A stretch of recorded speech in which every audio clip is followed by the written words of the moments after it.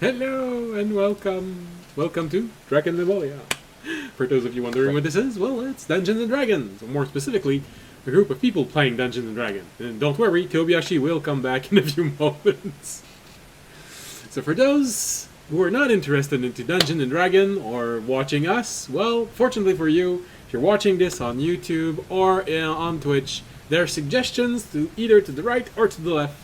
We strongly encourage you to take one and have a pleasant evening. For everyone else who actually wants to be here, because they like Dungeons and Dragons, because they like us, because they like watching us playing Dungeons and Dragons, we hope you're going to have a pleasant evening.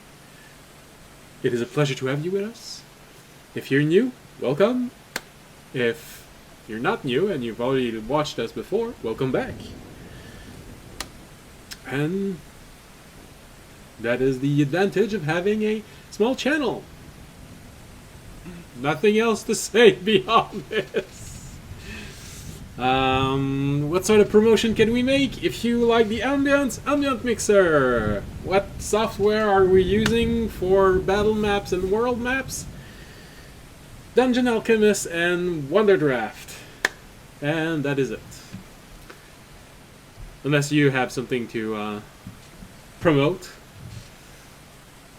No, Raid Shadow Legends still hasn't contacted me. For those interested in my OnlyFans,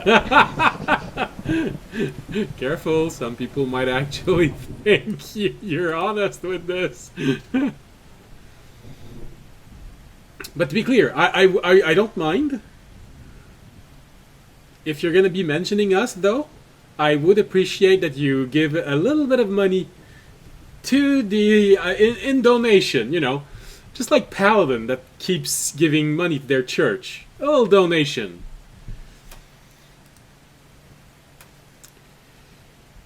Especially with Christmas arriving, you know. My parents are getting old. I want to give them something special. I'd really appreciate the extra money. So, yeah, I think that's everything we can say for today. And that means we're going right in. So, last episode, what happened? Oh yes, the party finally reunited. Start this again. The party finally reunited, but not before getting into a little bit of mischief. On their way back, the rest of the party... two party member, Jorg and Tobiyashi, were forced to deal with some unsavory character blocking their way to an object they had left behind. They decided to push the boundary of moral limitation for using an emergency teleport by intentionally putting themselves in an unwinnable situation, so it would feel justified to use the emergency transportation. They rolled dice and did a classic do something brave then run like hell. Meanwhile, the rest of the party was getting their affairs in order and getting ready to leave for the next part of this adventure.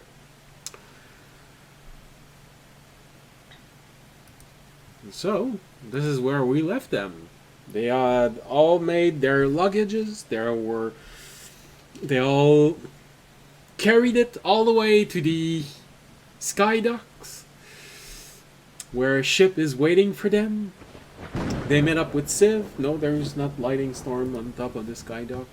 Not right now, anyway. They met up with Civ, who has escorted them to the ship they're about to take.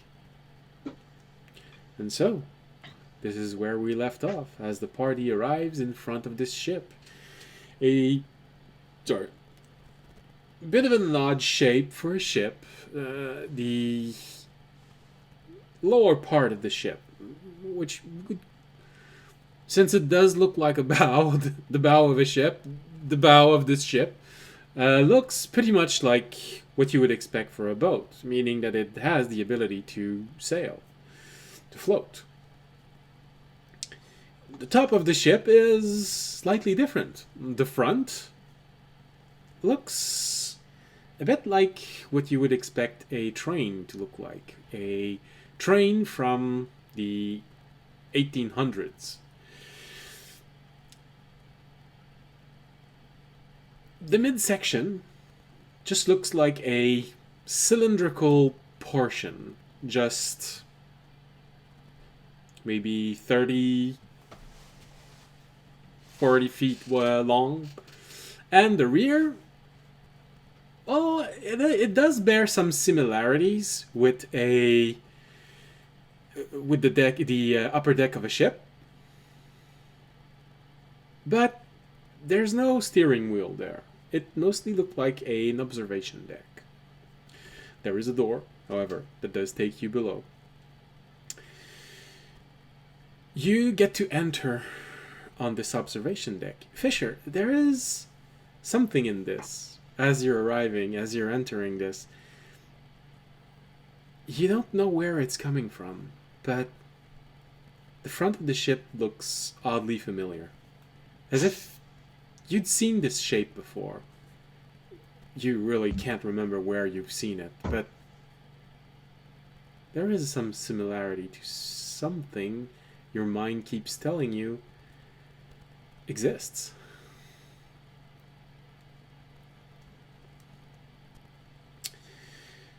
Hey, audience, you said this was a new ship, right?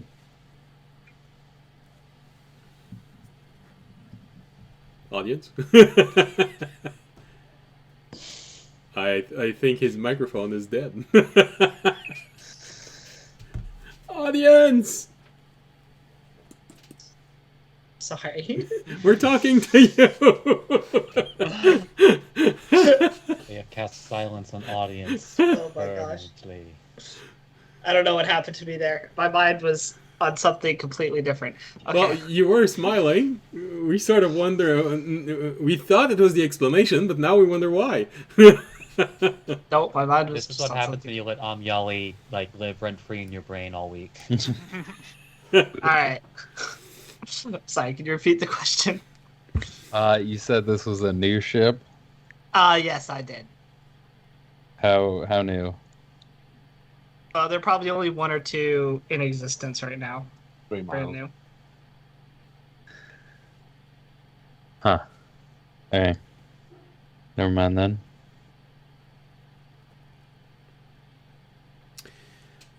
The upper deck of the ship feels like it's made of wood. However, the hull looks like iron, but it does have a bit of a wooden texture.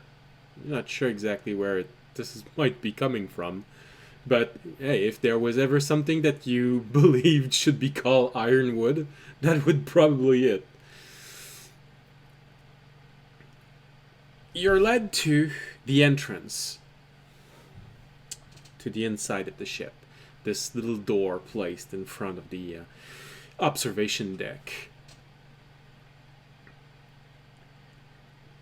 The inside is not too large, but enough to accommodate several persons. And there is a second door in front of you.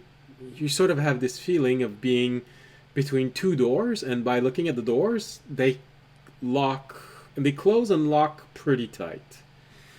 Yes, in a sense, you are in an airlock.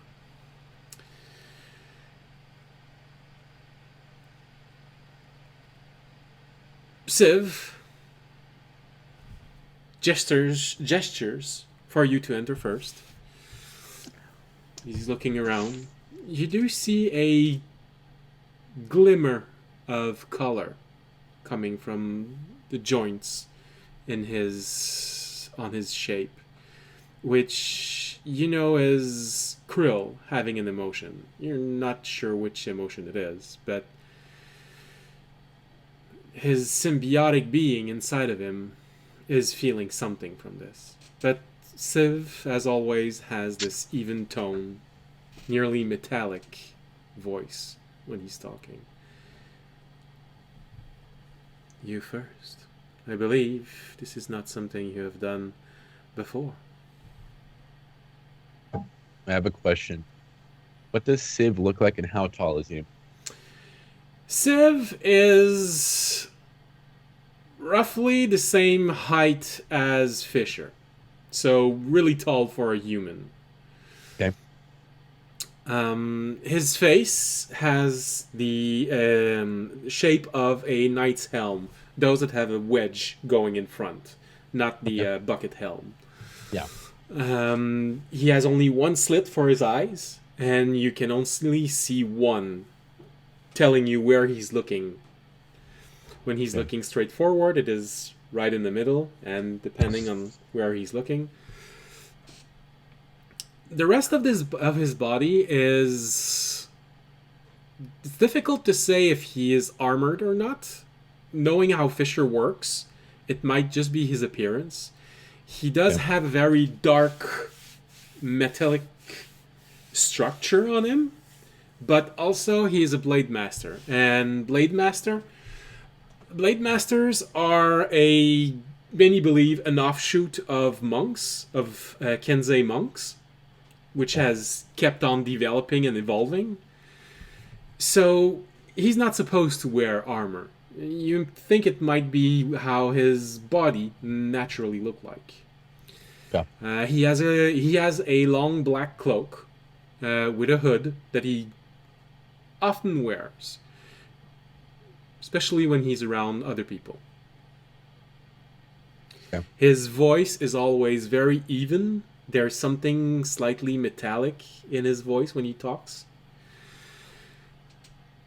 There is a small symbiotic creature made of crystals inside. You have fought one similar, but much bigger, in the mines. But his is of a bright, shimmering blue color. Okay. And it does feel like when he summons his sword is made out of this material. So there is a very tight interaction between him and his symbiotic creature.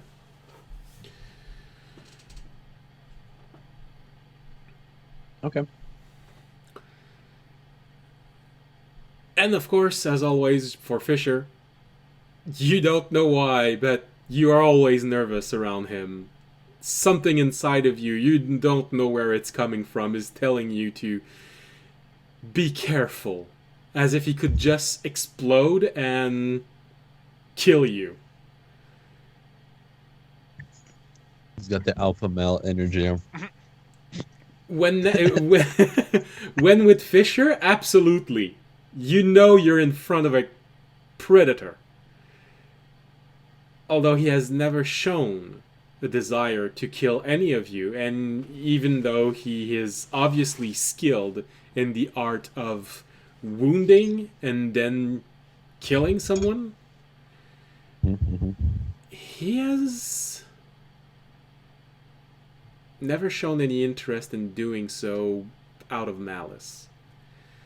But Fisher, you do know that he is very troubled, and there is a very good chance that his awakening was very slow.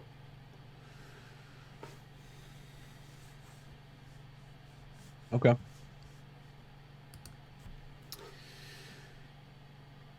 I just don't want to get another ONAC mix-up.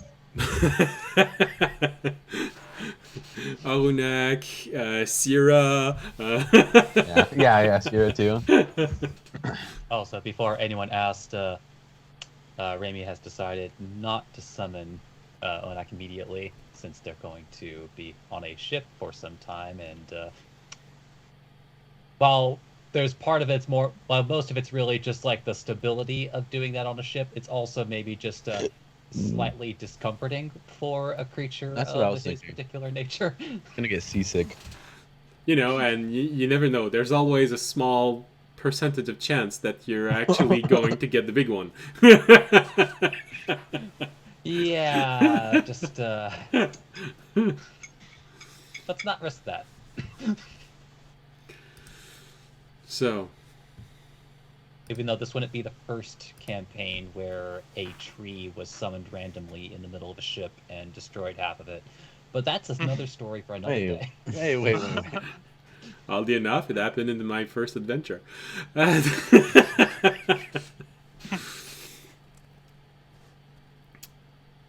So, you're taken inside, and the moment you enter inside, you have this vibe of new ship. Metal feels clean, there's still a little smell of wood inside. Fresh wood. Everything is spotless. You can already see some people working. You get the feeling that there are already people inside. You're not immediately greeted by someone. It takes a moment before one of the worker actually just turns around. Oh, you've arrived. Okay, we weren't expecting you until tomorrow. Welcome inside. I'll get the captain. Just don't make a mess. And the guy leaves. Most of the people inside are, from what you can see, humans. There is, however, one that you see moving about. He's a bit short. Dwarven size. And he looks like a machine. But the way he talks betrays that he might actually be like Fisher, a machine who has awakened. But he seems very busy with a lot of things, carrying stuff around. He doesn't talk a lot. You hear him from time to time. But he's not verbally overactive. He gives order when necessary. For everything else, it's gestures, and he just talks the minimum necessary. He looks like he is mostly in charge, as no one seems to be defying whatever he says. When he sees all of you waiting on the first deck,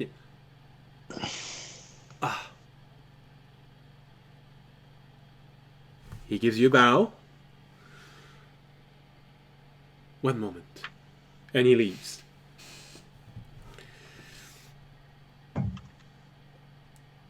The first deck looks like it's been made to accommodate a variety of things. You get the feeling that this is where a lot of people can leave and enter, and also have an access to the outside.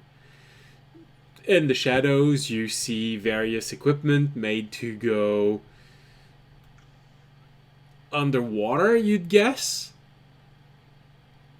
At least in places where keeping air around you is important.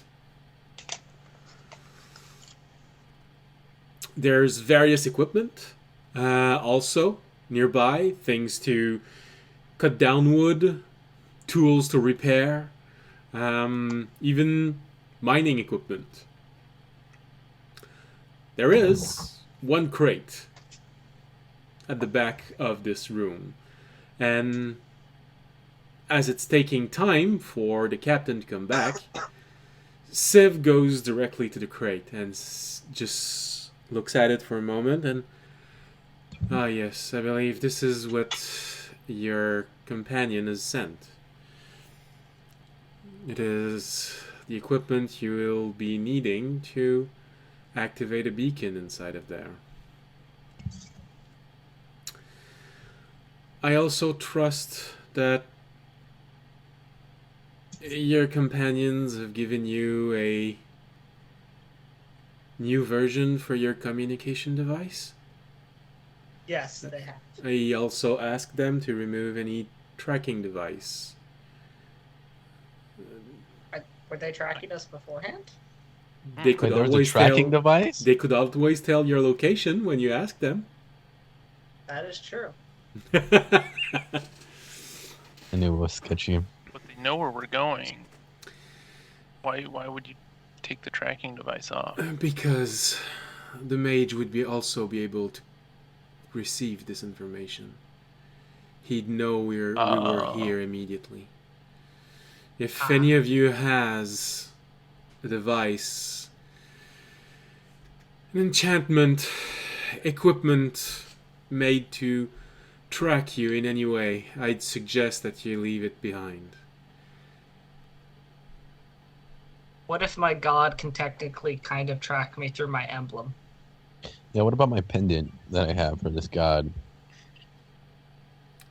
I am talking about arcane devices.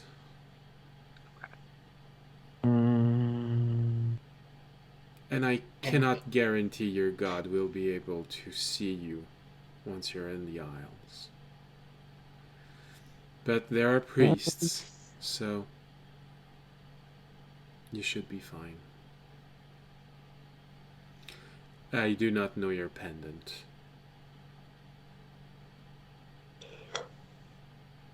Tobiyashi, he's talking to you. I have. He was asking me if I have any equipment that's like that. You said, what about my pendant? He said, I don't know Oh, your yeah. pendant.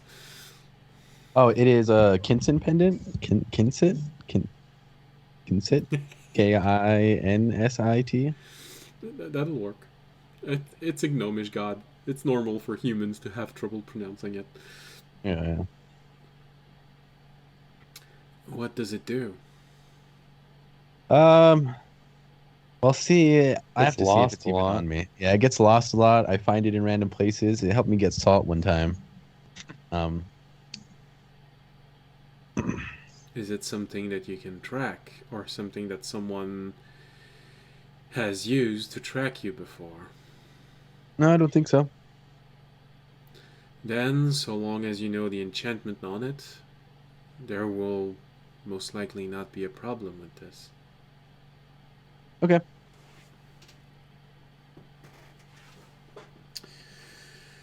Very well. I take it that with your looks, everything has been prepared.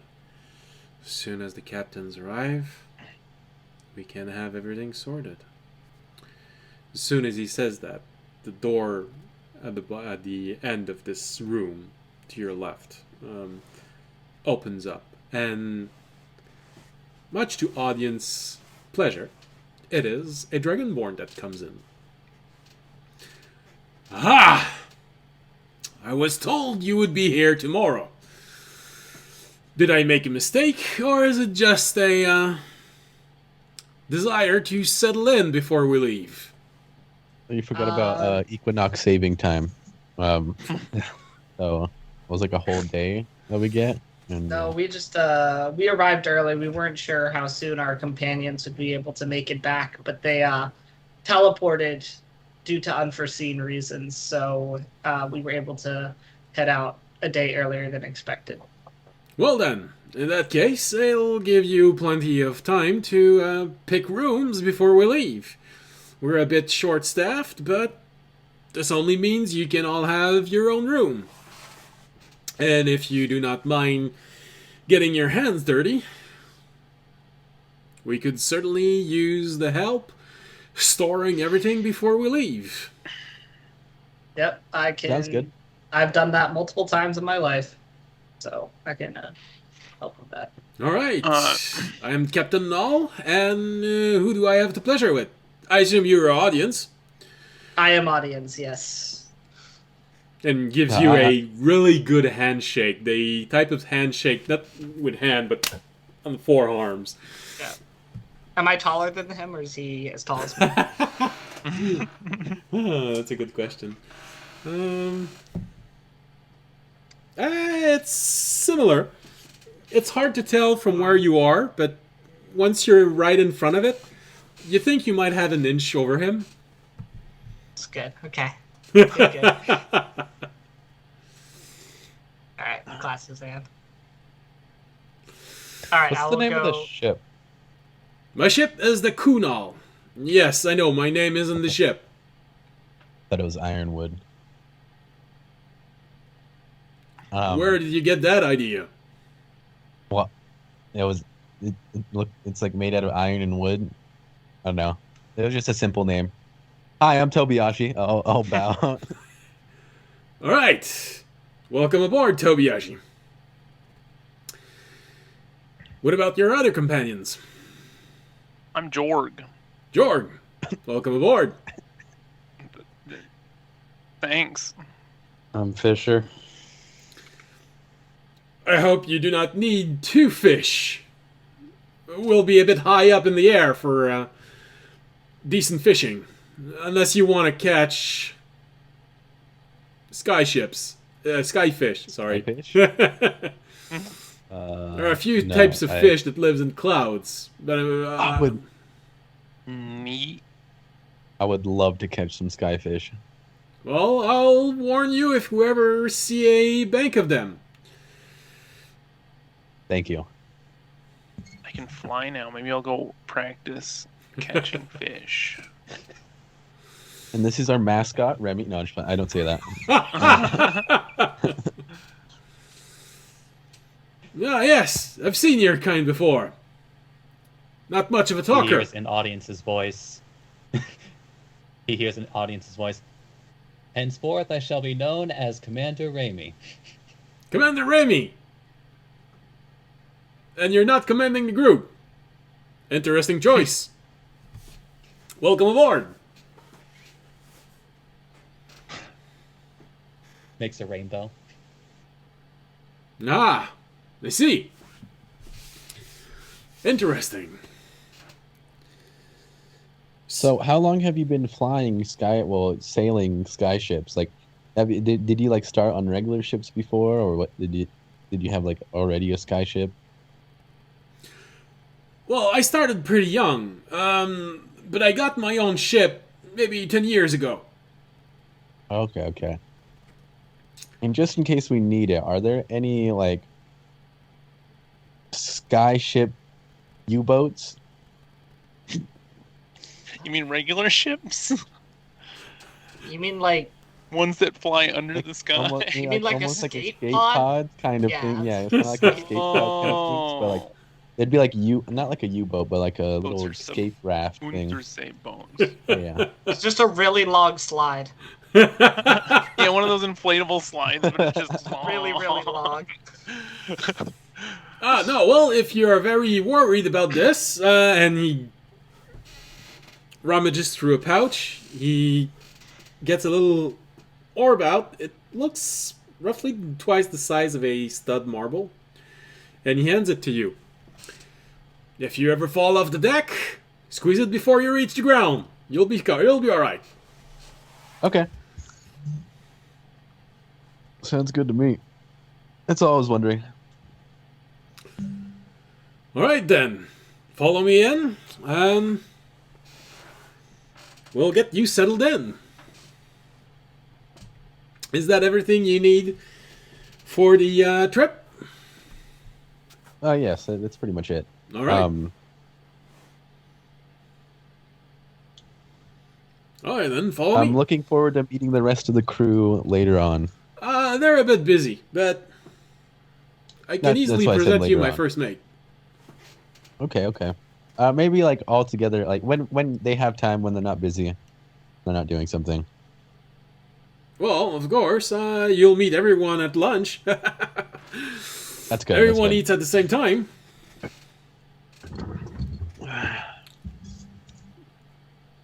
I will not be giving you a list of 20 names. No, I just want the person who cooks. Bob, Joe, Jilly, Jean, Yeah. Eric, Beth, Seth. We need the person who cooks. We need the navigator. Little Um, Joe, Big Joe, Medium Joe, Fat Joe, Skinny Joe.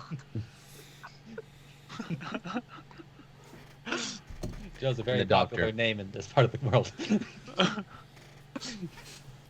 There are so many different ways to write it. Oh, and don't forget Joanna.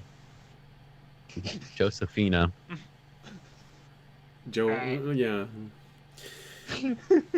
I'm gonna go start helping the crew load things because I've done that All many right. times. And I want to get underway as quickly as possible, so I'm gonna go help load things. Before I start helping, I'm like, Remy, we do have a lot of salt. I'm pretty sure we brought it with us. Hopefully, can you like make a bunch of holy water?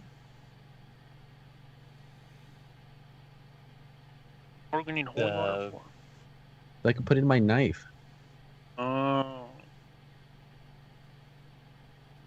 So Raimi nods, and I will go ahead and state that this happened earlier. But Raimi kind of like minor illusions a neat stack of flasks next to a bunch of short bows, quivers, Okay. hand crossbows. So there's already a bunch Which- made. I see. suspiciously looks like his particular corner in the dimensional storage. Okay. All right. Sounds good. I was just wondering. All right, then I'll go help out with the setting up of the boat, packing and storage. All right. Wow. Well, 2. all right. Well, you can easily find people to help. They're securing things. Most is already in.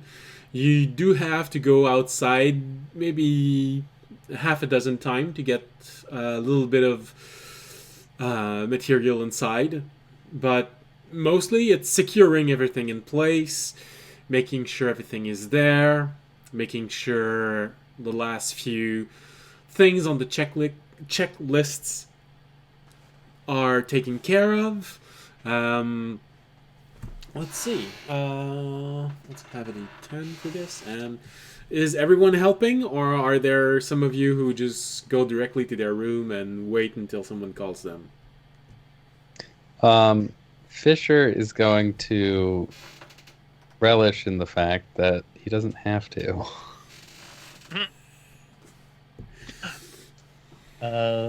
Honestly, I think just because audience is doing it, Raimi is going to assist him in any way he possibly can. Okay. And it's completely not suspicious that on some occasions he just stops working for a moment and seems to be staring in his direction. Audience is, of course, shirtless as he lifts heavy boxes. So And Remy keeps thinking how good audience will look in the shirt. The shirt he has for audience. All right. Oh, wow. Okay. Well, actually, it happens to you, audience. You're the one who ends up in the in the deep inside the ship. I was about to say the bowels of the ship, but I wasn't sure about my pronunciation.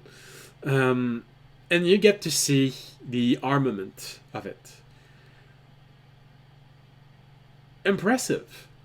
They're most likely the latest type of arcane ballistas. They apparently have no connection to the outside. There's 3 of them. There's a place to sit. Next to where they're sitting, there is sort of a wheel with different crystals inside. And the display in front allows you to see outside. It's more like an illusion of outside, so it's half transparent. Mhm.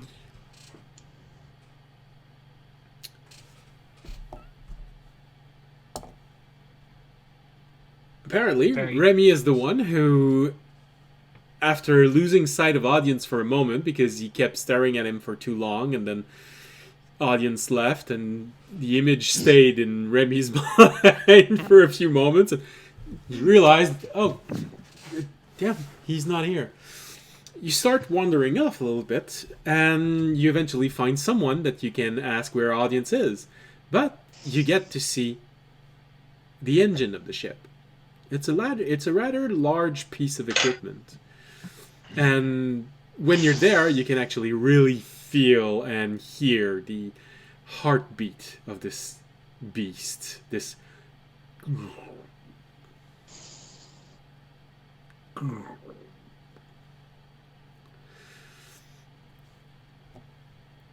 in front of it, there seemed to be a station where a bunch of levers and what looks like arcane triggers. And there is a large wheel next to it with several crystals inside. there's actually a human there, wearing priestly robes, who's finishing doing last check on it. The moment he sees you arriving, oh, hello. Can I help you with something?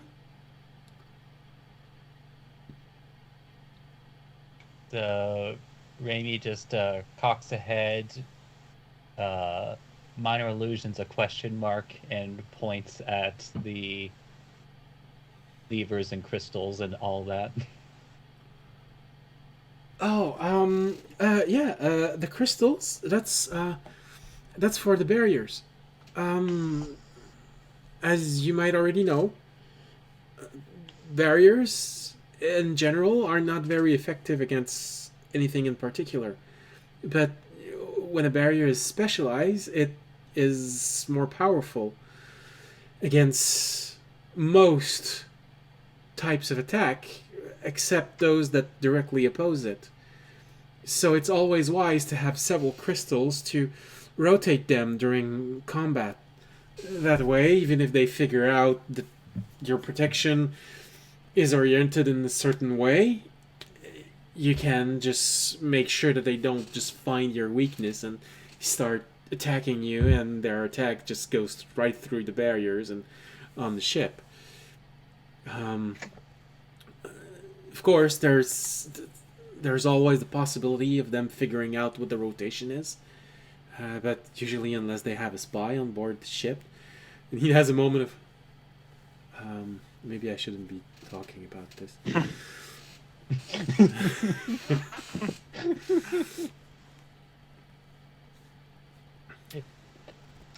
Raimi does the. I'm not sure if this is familiar to you or not, but crosses his heart and puts a circle around it.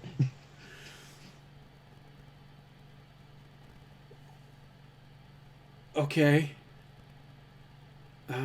Well, I don't know you personally, so I hope you're trustworthy.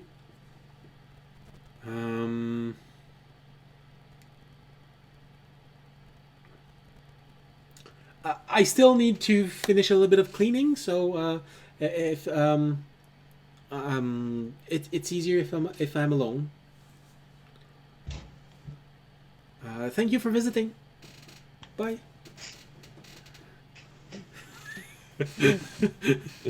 I imagine he's just getting. I don't know. Is he getting basically shooed out essentially? Just like. Yes, but you are forced to admit this is the most polite and courteous shooing out that you've ever had in your entire life. I'll say in which case, Raimi gives a nice rainbow. And makes his own way out. You sort of have the feeling that if you were just to turn around and just do it, you'd be shooing him away. Alright. As for Jorgen Tobiyashi, well,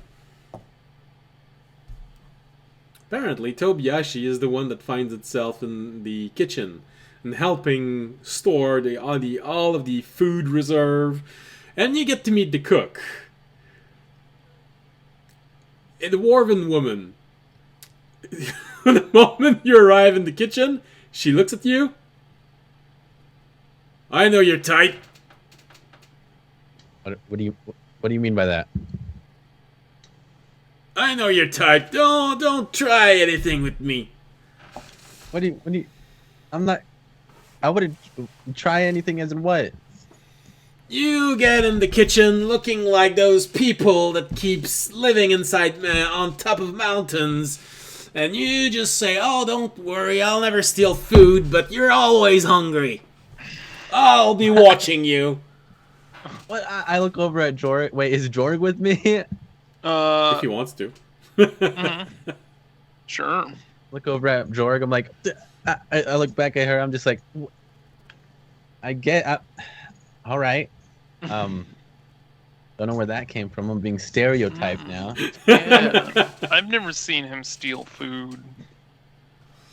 Oh, that just means you never caught him. I'll be watching you. Food goes over there, and I have finished making...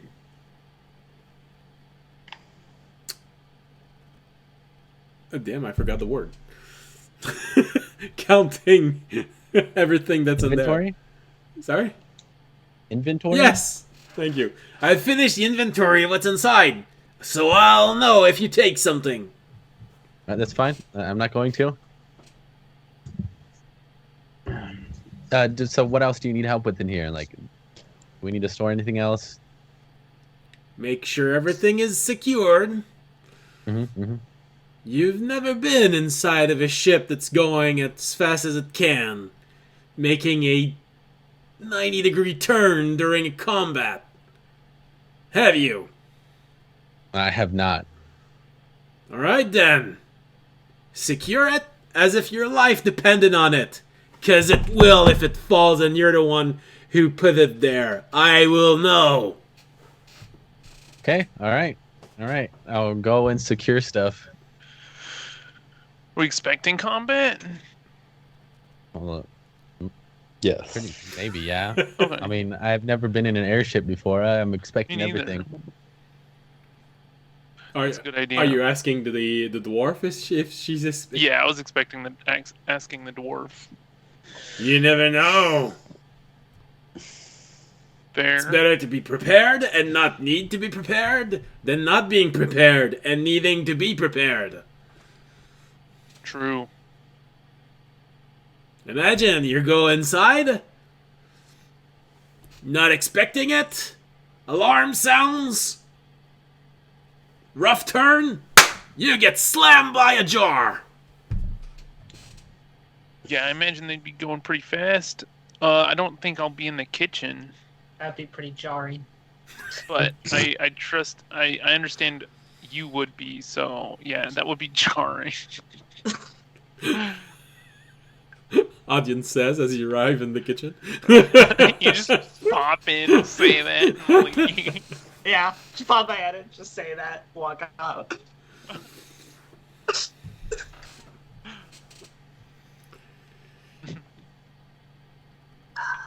So you're the leader of their group, huh?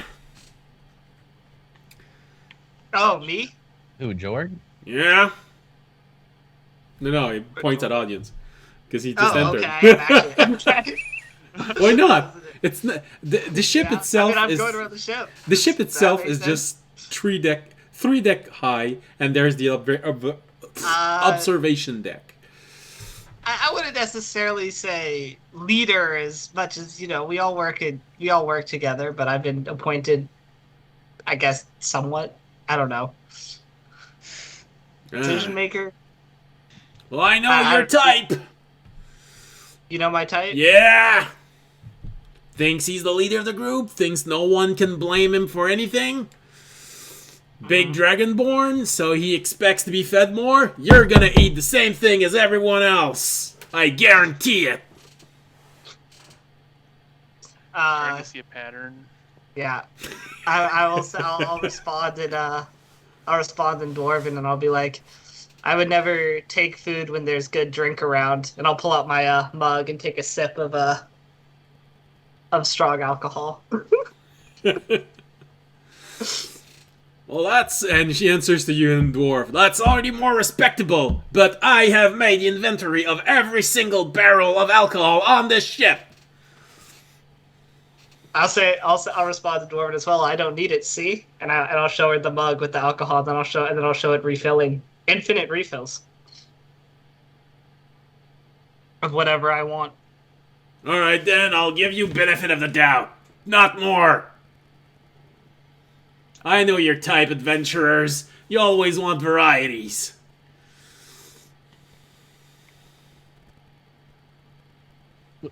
Are we supposed to want one thing all the time? The same She said taste? it in Dwarvish. You didn't, unless you understand Dwarf, you can't. You don't know what she said. She's arguing with don't. audience. Audience will drink that cup and then refill it with a different alcohol. It does variety as well. That's what you say. Guys, you want to try it? I'll offer it to her. She slushes it around. She slushes it around. I'll Smell pick it. a very fine dwarven whiskey. Oh. Mm-hmm. Just dips her tongue in it.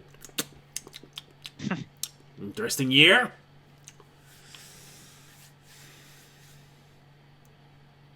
I'd say 1226. Interesting, interesting.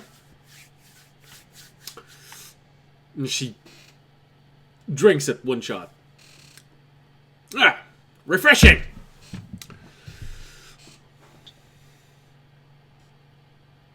I'll still watch you. All right. There You're better free to. better not be meat missing in there. You're free to watch me. And she goes back to human, to common. As for all of you, Wow, mask off. as for all of you, well, he's Yes, got man. as much alcohol as he can take with this mug thing. But I'm watching you. Okay. I promise. Always watching. Raimi just stares back. She looks at you just with this.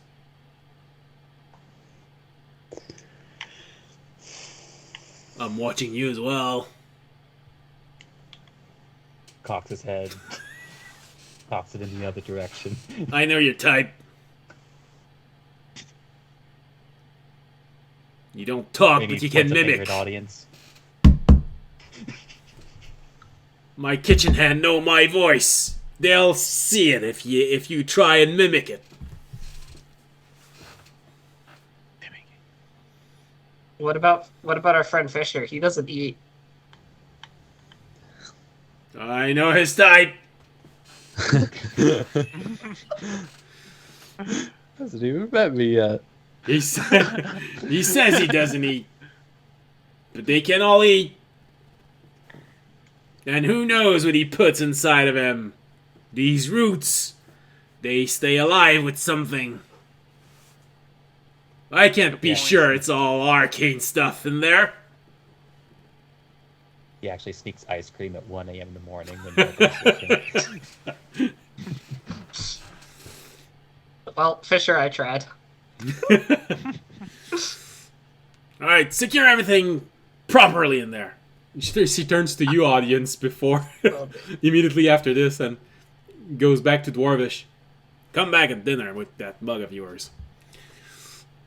All right, I'm gonna make something special with this type of alcohol. She goes back to common. Come on! Stop staring! How to get in with the dwarves? Just bring in alcohol. Just bring Rule the number alcohol. one. Rule number one. All right, I start helping, putting stuff away, securing stuff. Well, I'll ask her how she wants me to secure things. Is there like a magnet system? Well, or like, the kitchen isn't complete. It isn't empty when you arrive. So you can easily see there are, depending on what it is, either a rope strap to tie close to the walls, things which wouldn't break like a jar. There are crates. Some of the containers are made out of metal. Those have things that are a bit more flexible. There's a lot of dried goods, of course, preserved longer. So ropes, metal bars that you can place, they can just slide down, secure properly. Some of them have locks. So, well, not key needing a lock, but just a locking mechanism which secures them properly. So there's a very wide variety of ways to secure everything, depending on what you're placing where. Okay, I just start helping, putting stuff where it looks like it's supposed to go, tying it up.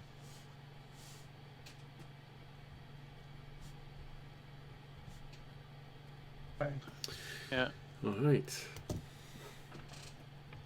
So, time goes by a little bit, and eventually everything starts quieting down. You realize that outside the day has passed and you're reaching close to nightfall.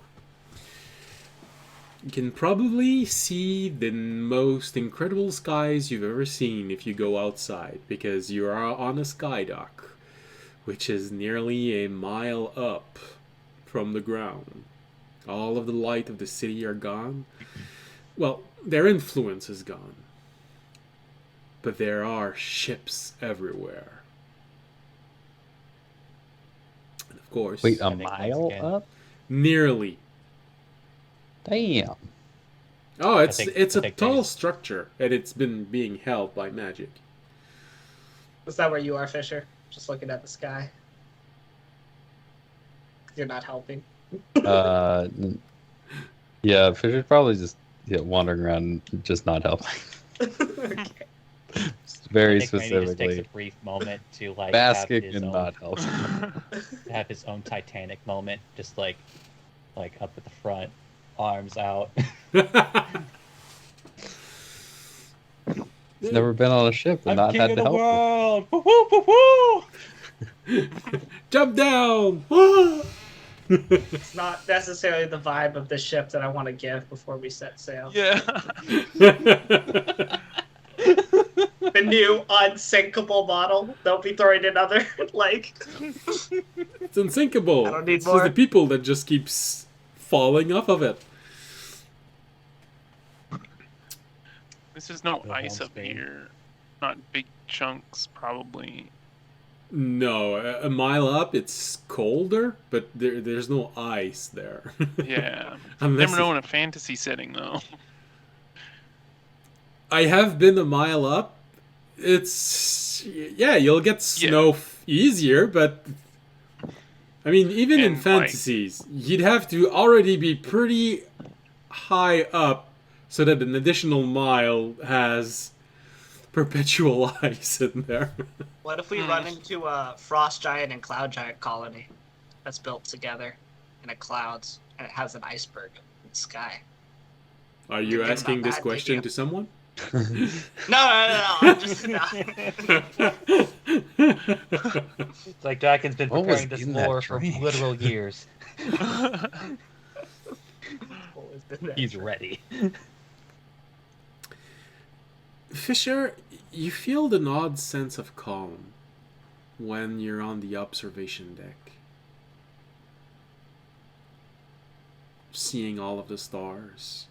Looking in front of you and having this front of the ship looking like nothing you can actually name, but also that feels very familiar.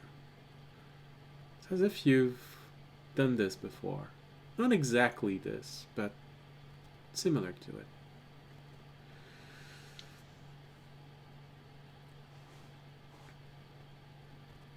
It doesn't feel like,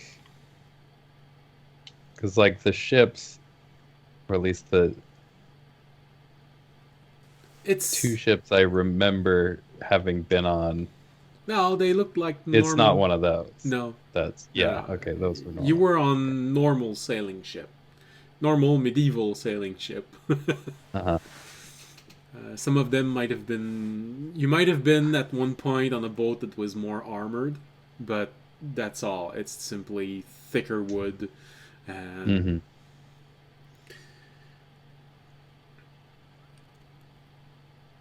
it's really the combination of looking forward and seeing this shape in front of you and the stars above. Well, you do have a feeling that the stars are a little too bright. But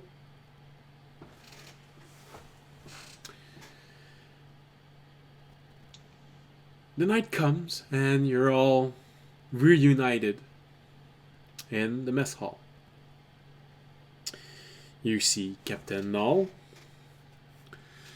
greeting everyone. You see Machine next to him, and the dwarf starting to serve everyone on the ship. Conversations are starting. Of course, since you are guests, the captain invites you to eat at his table, along with a few more important person. Would you say everyone is pretty much gathered here for dinner, like the whole crew? Most of it. You'd guess there's probably some of them which have a late shift, just making sure everything works fine. There's probably someone in the engine room, someone looking at the entrance to the observation deck, maybe a few maintenance people, but That's fine. 90% of the group is there. 90% is fine. The audience is just going to quickly and casually, as we're here, since we are going to be on a long voyage together, cast a quick divine sense just to make sure that everyone is who they say they are. That's it. You know, good to know before we head up into the air with a random crew. I'll help security for him. You take a moment and get into that space where you can extend your awareness of good and evil and things like that. For the most part, it feels good. It feels okay. Some of them just don't register, which means they're probably more neutral in alignment. That's Most of them feel good enough.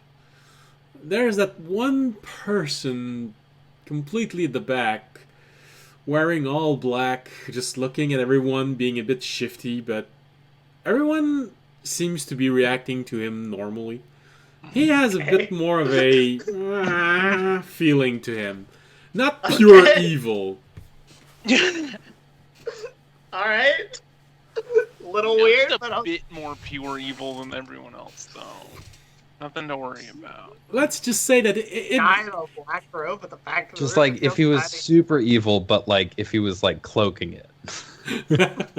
No, That's better. you'd say that it's more like someone who has a more flexible morality.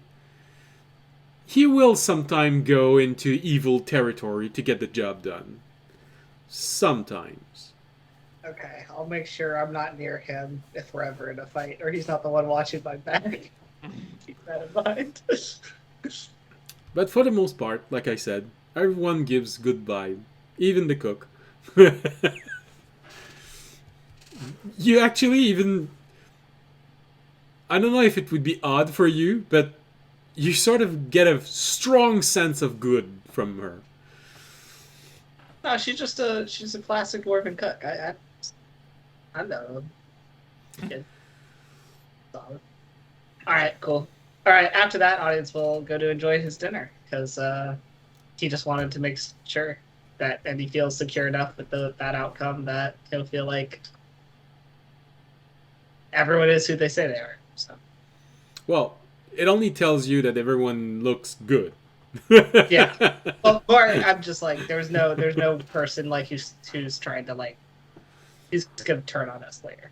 Yeah. All right. No demons on the ship. No. Or undeads.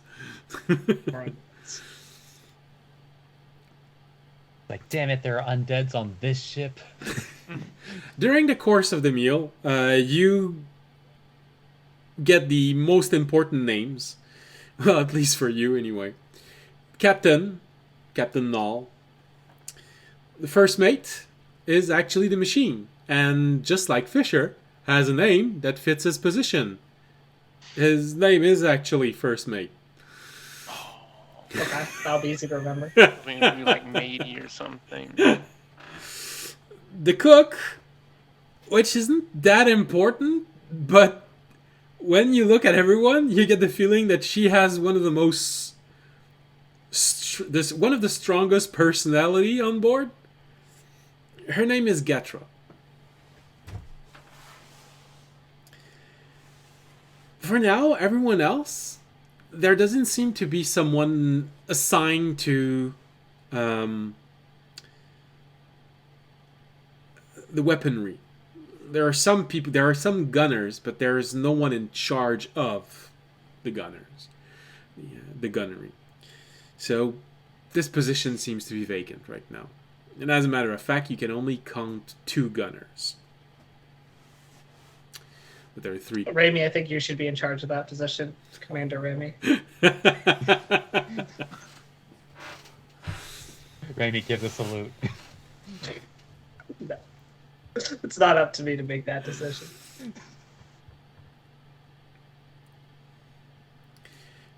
Raimi slightly deflates.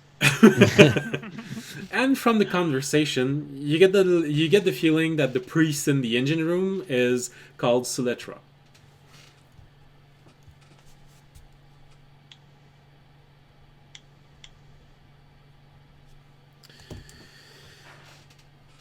That's the most important people inside the ship right now. Everyone else is deckhand, maintenance.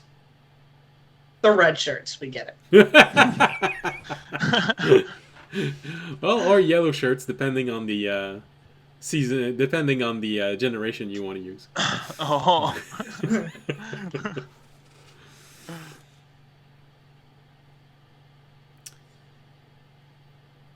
The evening goes smoothly. You get the feeling that most of them know one another. There are not a lot of unknowns, and they've been on a few adventures. You do catch a glimpse of someone talking about the fact that this is the Kunal 2. And the Kunal 1 might be fused with the flank of a mountain right now. But it's just a passing conversation. Alright. Oh, I see what they mean. Fine. So the evening goes by, and other than good conversation and strong laugh, and you audience having participated in creating a meal that is slightly more interesting, especially for dwarves, because of course when you arrived in the kitchen before dinner, she asked you to empty 1 mug of this very interesting alcohol that you shared earlier inside of the meal as she's cooking it. So it does give a interesting flavor to it all.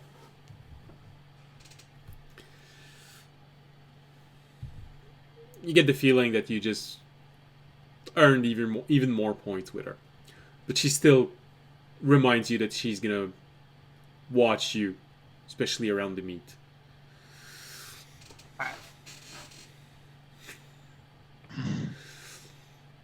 So, the evening goes by.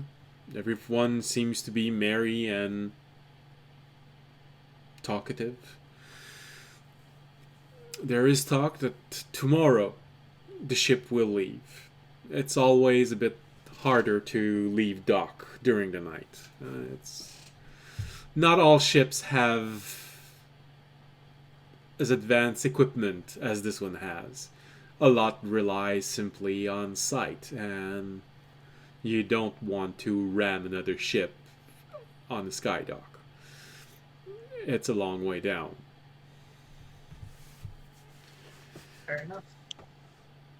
So, you all have a moment to go back into your cabin to have a relaxing evening. The biggest question here is, Fisher, are you going to sleep?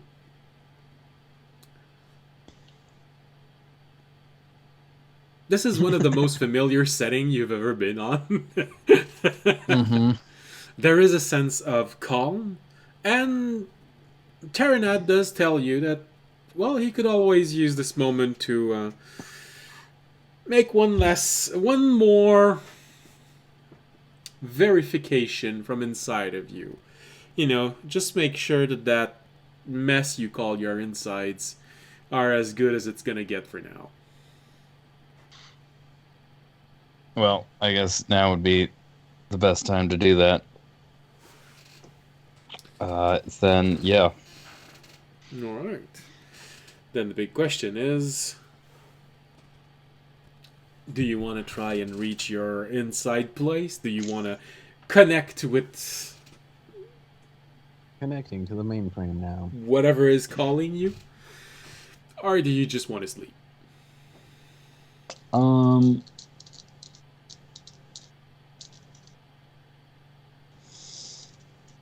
Let's. Can I do both? Yeah, sure. I want Right. Roll for your special place, a save to connect with something more.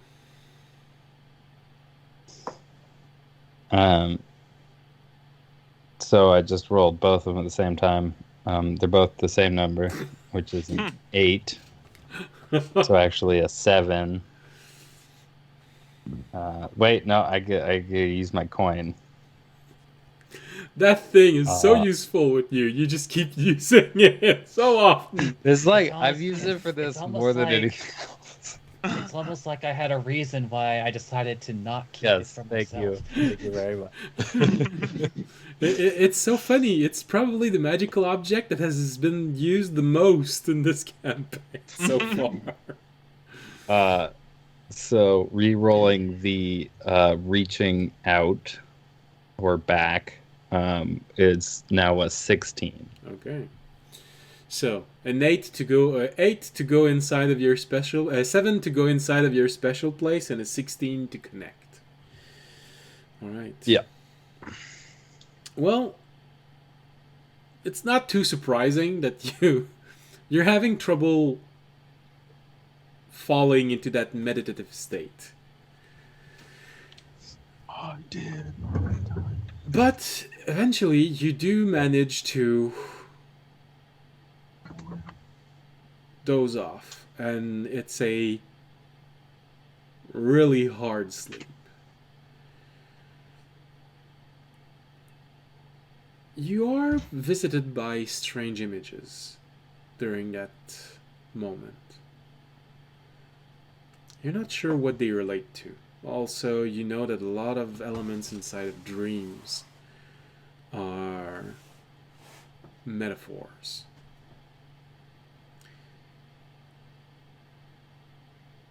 You see in front of you what looks like the aftermath of a battle. Dead people everywhere. Broken equipment. It's definitely a battle of the world you live in right now. As you see broken machines, broken giant machines. Some of which you've seen when you were 1,000 years ago. But some of them you've seen in Otanel. But even more, the battlefield itself looks scorched. As if fire had just fallen from the sky and blasted the land. You see a group of people gathering, wounded warriors, gathering around a point of light.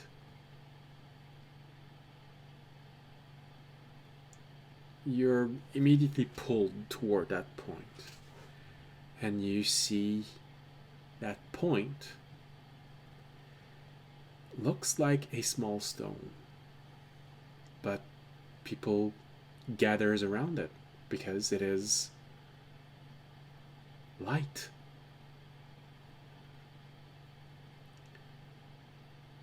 Then you get a feeling that time passes.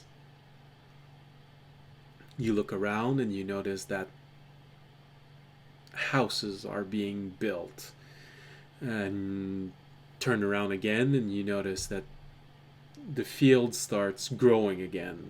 The elements of battle slowly start disappearing, but not completely.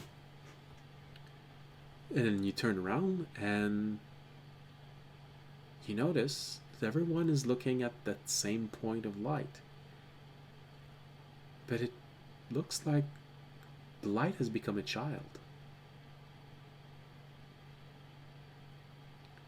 And as everyone is just staring at the light, being merry and happy around it, you see someone arriving unseen by anyone except you, just grabbing the child and dragging it into the darkness. And you see the light fading as it's moving away. You have this instinctive moment of trying to move toward it, but it's moving away faster than you can move. To the point where it becomes a distant point of light. No bigger than a star in the sky.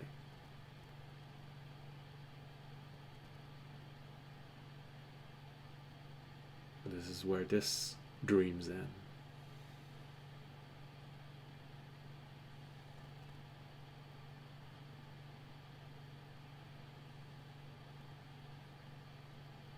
Okay. You wake up a bit unsettled by this, I would imagine, but Mm-hmm. the night is not over, and you know that all of your friends are sound asleep in their own quarters. And you know that sometime, if you go back to sleep right away, dreams can continue. You've heard people say this. So you have a moment of, maybe I should try. But I'm not going to impose it on you if you don't want to.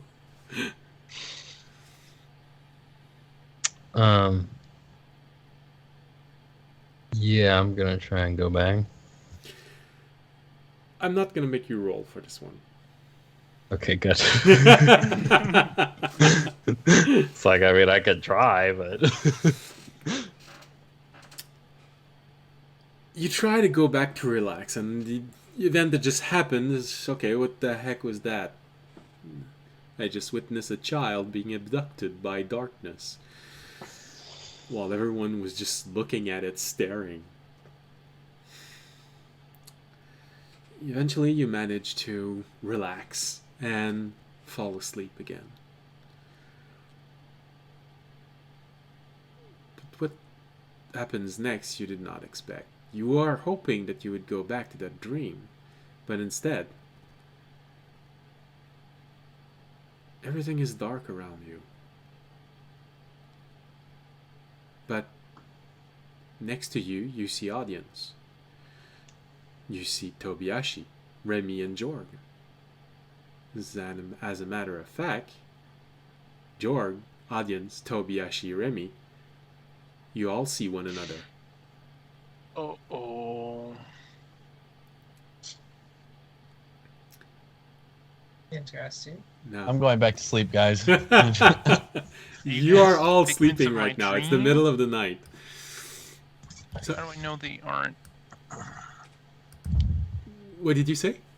How do I know they're not just a dream? Well, that's for Oh, I you. know. Oh, don't start this again. That's for you to find out. Not the dream. Okay, fine. I'm just gonna assume they're real. Okay. You look around and your friends are there. Everyone is there. All around you is complete darkness. Then, not far from you, maybe a foot and a half in front of you, to the right of Remy, there is a small spark of light that starts going up from the ground, moves up slowly, leaves a trail as it's moving up. Then there's another one that starts moving up, right next to our audiences. Then, one after the other, over the next minute, many of those little spark of light starts rising and filling your field of view, to the point where eventually it feels like you're just watching this shimmering curtain of light.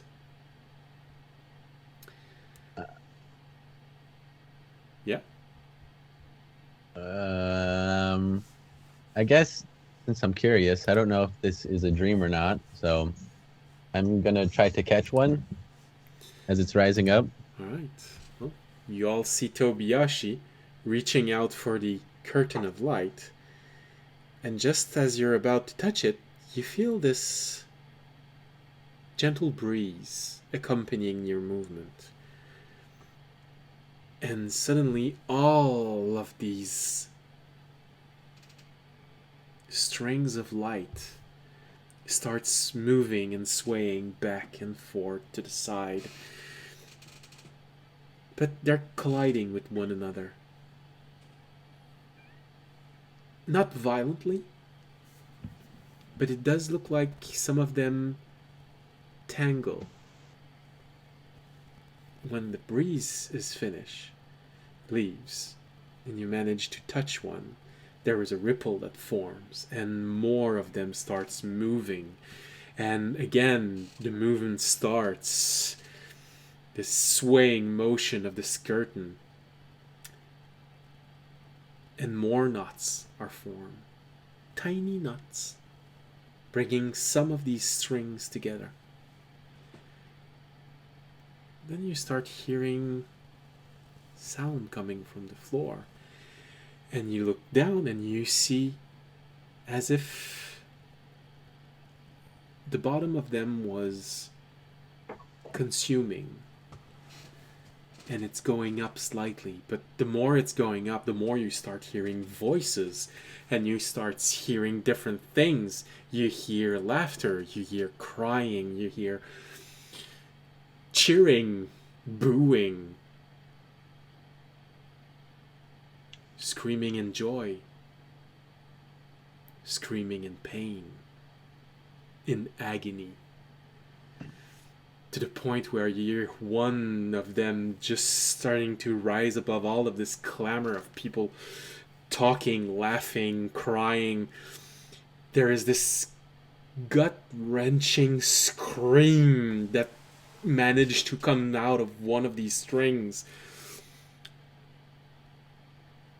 It's nearly, it makes you feel, all of you, not just Tobiyashi, disgusted at hearing this scream, as if you'd just been forced to watch an atrocity being committed to someone and you didn't act. You almost feel this guilt over this thing you just heard, didn't see.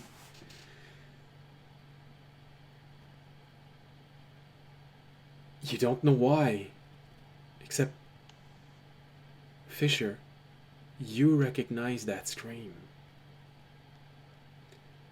You recognize it because it is a voice that you've become intimately familiar with over the past few months. You recognize Terranad's voice in that scream. He's not inside of you right now, you're in a dream and he's almost never there.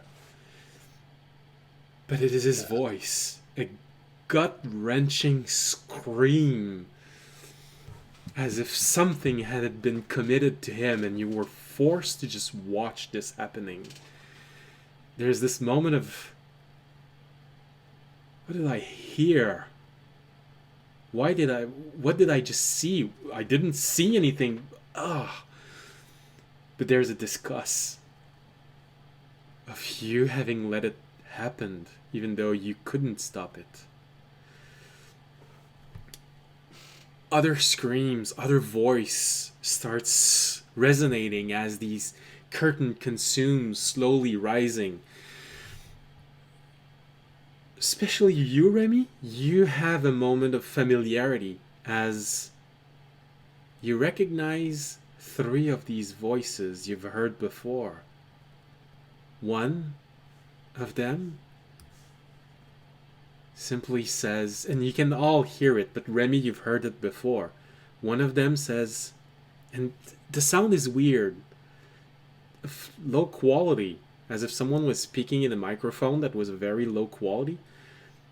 But you hear this voice saying, "We all knew I wouldn't be coming back through this method." You don't recognize the voice. Then another voice. It's a cacophony of voice, so you're having trouble figuring out if you know these voices. But sometimes one feels familiar. This one does feel familiar in some way, but you're not sure who it is, but you hear, a very serious voice feel like it's screaming, no matter the cost. Then there's this third voice that comes out, also screaming. You have a feel of danger as it's coming out also. And you hear that voice screaming, don't waste this. As all of your feeling are starting to bubble inside, you're not sure why. It feels like these are sad moments. One thing you had no way of knowing before, Remy, but now you realize that there was a fourth voice that you actually heard at that time. And only now are you equipped to hear it. You see a bunch of stars appearing in front of you. The kind of stars that Terry does. You all see it. You can't recognize what it's saying. None of you have right now the ability to translate it.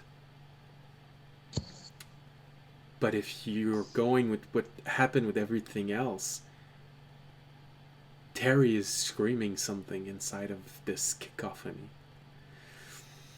Then there's another voice that comes out. This one also feels familiar, but you can't pinpoint it. But you just hear it say, I am a knight. Another one comes, and for you, audience, this one feels familiar in a bad way.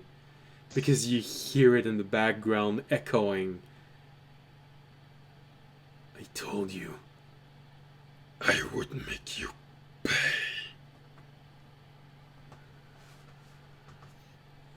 The one that comes after that you manage to catch, you also feel familiar, but you can't pinpoint it. You hear someone stating, you have strayed from the path. I will make you yield. And as everything starts quieting down, you hear one last voice, which to audience sends a cold chill down his spine. Because you can swear you hear Amyali screaming, but the scream is interrupted mid-scream. And you are sure you hear a discharge of energy. It feels like, it sounds like someone just being washed away by a energy discharge.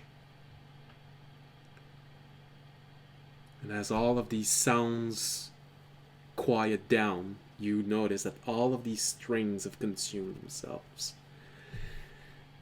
And you hear a voice echoing in the background. You've heard it before, although you can't pinpoint it, but you've heard it the first time you heard voices. You hear that voice saying, I'm so sorry.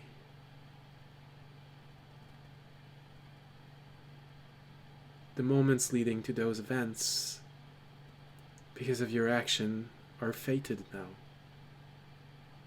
It is no longer a question of will they arrive. It is a question of will you be able to prevent them. I am so sorry.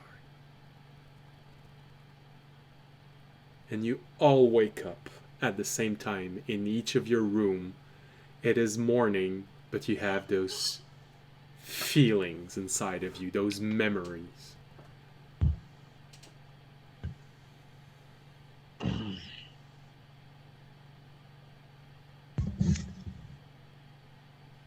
Well, that's not great. Do I like know that everybody was like actually there? No, you're alone in your room. Okay. I'm gonna go find the others. That's what I'm gonna do. I'm gonna immediately get out some probably just in like the back of my, or yeah, get up some paper and try and copy down what I saw from what Terry tried to say, Okay. Oh. how I remember it. And then once I'm done with that, I am going to go try and find everybody else. All right. So Fisher arrives a little bit late to this, but I am going to go straight to the top deck where the viewing place is. all right. So Tobiyashi, you go up there. God damn it! What happened? I Audience. just go to look at the sky and like. I mean, I was Meditate just up looking there. for everyone else, so Alright. he'd just be Yeah. wandering around until he finds people. All right. So I guess the most normal one to find would be Jorg and Remy. Yeah, I'm just going to go to like somewhere where I think everyone else would go, All Like, right. And Remy. near our rooms. I think Randy just listens for the sounds of audiences thumping. All right. So Jorg, audience, and Remy, you find yourself very easily. Tobiyashi runs directly to the top of the deck to look at the stars. And Fisher just takes a few more moments trying to write down everything and probably arrives a minute after Jorg, audience, and Remy have found each other. So Jorg, audience, and Remy are the first one to find some. Like I said, it's 3 deck. All of the sleeping quarters are on the same deck. So you go outside, you start wandering in the main hallway, and you find everyone within 12 seconds. Okay. I guess once everyone is together, Except Tobiyashi. Do you all go looking for him? yeah, I mean, I would. Okay. Yeah. I assume if we haven't found him yet, I'd go up to the top deck because we haven't checked there. Okay. Well, in that case, you do find Tobiyashi. What exactly are you doing on the observation deck? Kind of like towards the front of the ship boat thing, and kind of just sitting crisscross, looking up at the sky, thinking. All right, you're all reunited right now. All right. I guess I'd turn to everyone and be like, so, did everyone else have that dream with the voices last night? I saw you all there, but I wasn't sure if. I did. That's not how dreams normally work, right? That's No, No, that is not normal. that is not even really a dream. That is more of like either a message or a vision. I'm not sure which. Amy just gives the so-so motion. I have heard something. Would I have heard something like about this kind of stuff happening in books that I've read? Well, being the one that has the highest religion role in the group, so the highest passive religion knowledge. There are multiple examples of visions or gods trying to speak to mortals. Visions are usually happens because you are extremely attuned to a question or a desire.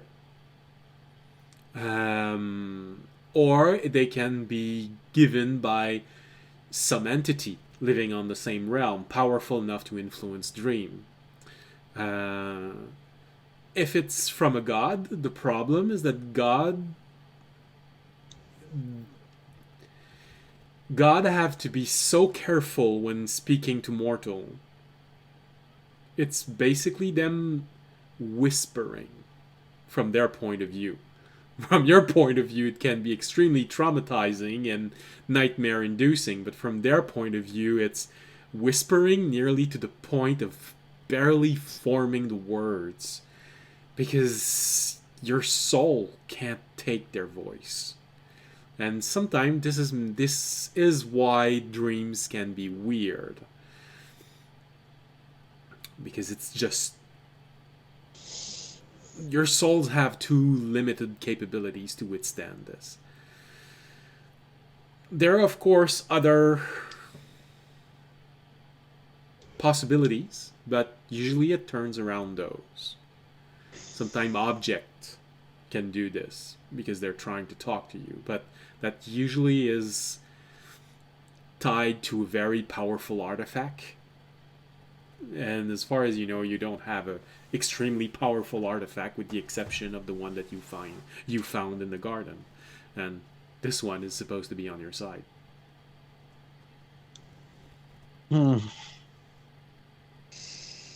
Well, it doesn't seem like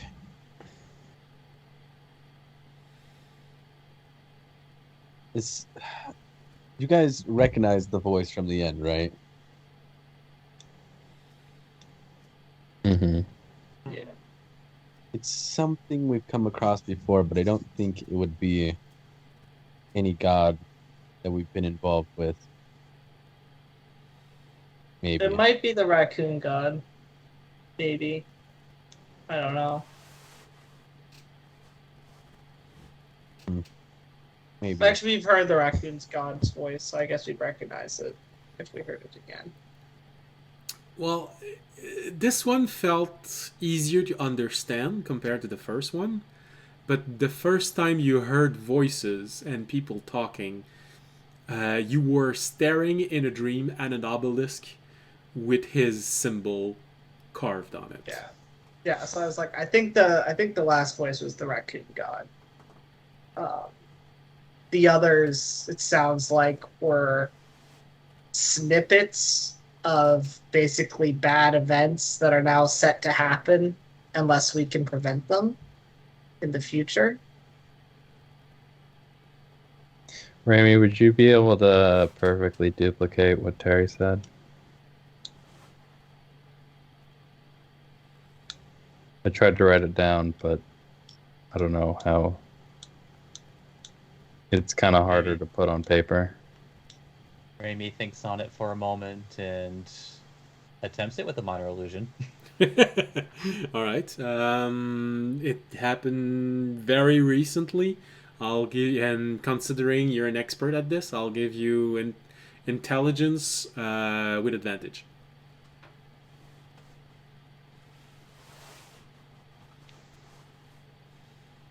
A little hard to. I'm going to sit down and start ritual casting detecting comprehend language. Straight intelligence, that'd be 21. Okay. You feel that it is a pretty good duplicate of what you saw.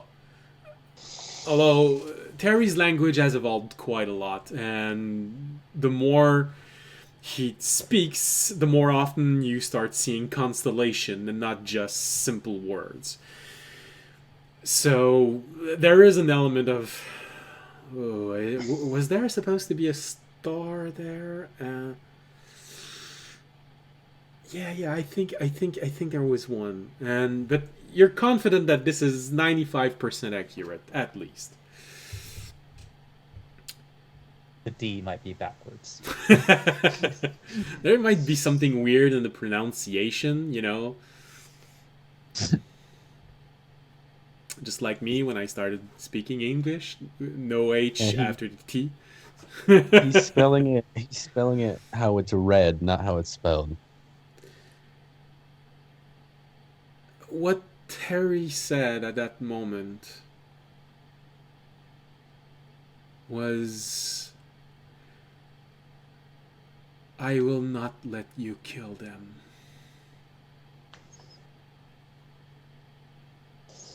Damn.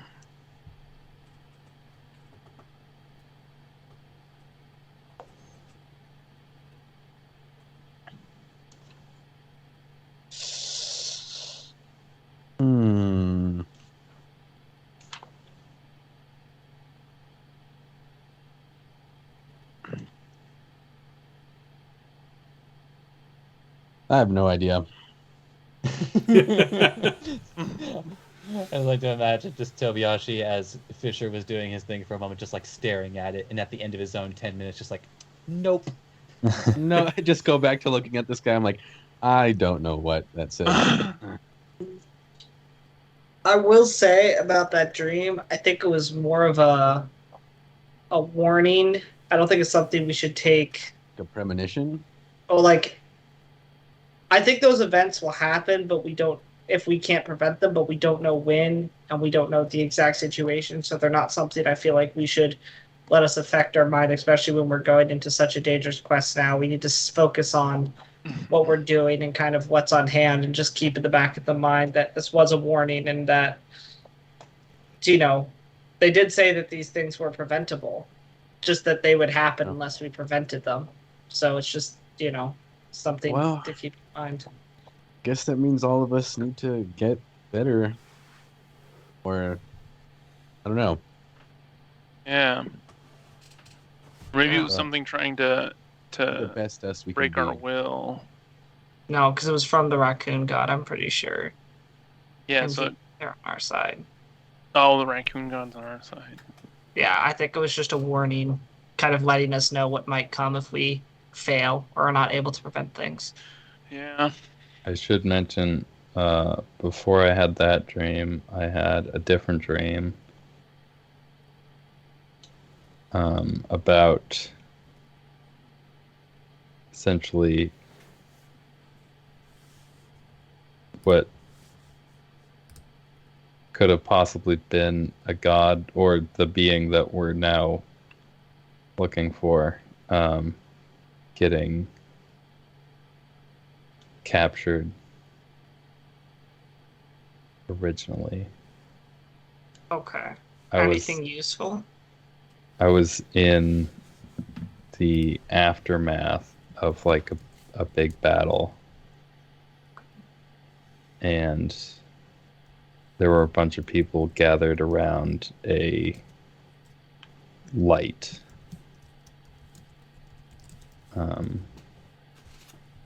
And then, if I remember correctly, even though it literally just happened, the light turned into a child and then was taken, but none of the people surrounding it noticed it get taken. Okay. Well, maybe I know that there's a colony where we're going. Perhaps we have a chance to do some research that could give you some pointers to maybe look for some clues within that. Maybe a big battle or something that happened in the past might give us some information that would be useful, but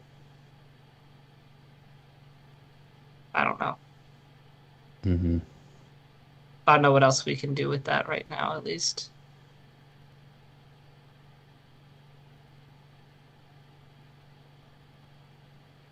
Yeah, I guess. Everybody be on your A game. I guess we'll see Some when it things you happens. gotta fight real. once they're in front of your face. Yep. All right, well, we should Exactly what I was thinking, probably Remy. go help the captain get under sail so we can go get this done. Mm-hmm. Or whatever the ship does. I don't know if it sails. It's I lay got back down on the sails, deck. they're just in weird spots. Alright, so, like I said, it was morning.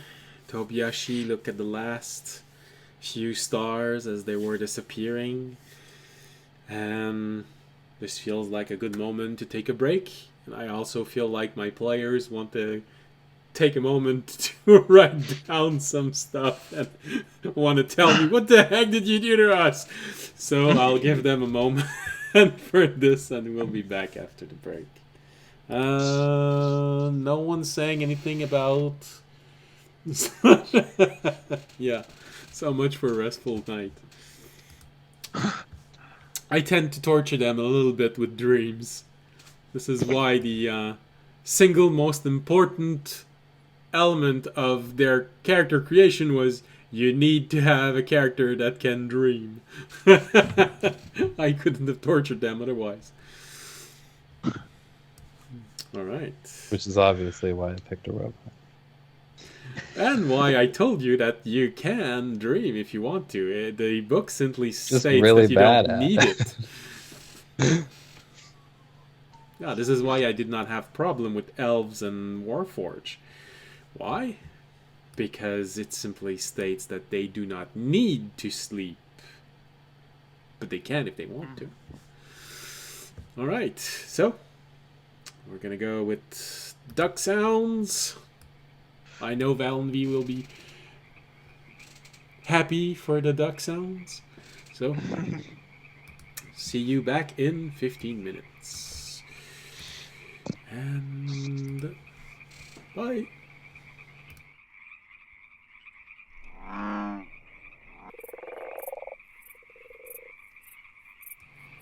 Hello and welcome back.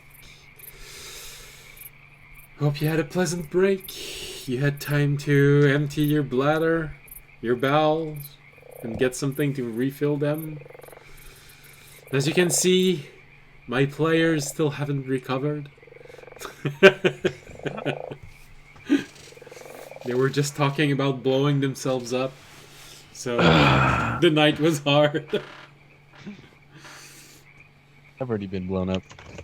Yeah, Yeah. it's not that bad. Yeah. You. No. Well, How's our trial run? it's not that bad. We couldn't hear you scream because your lungs had been blown up, but you know. No, I had popcorn also today. That was actually my lunch. I was invited to see a movie.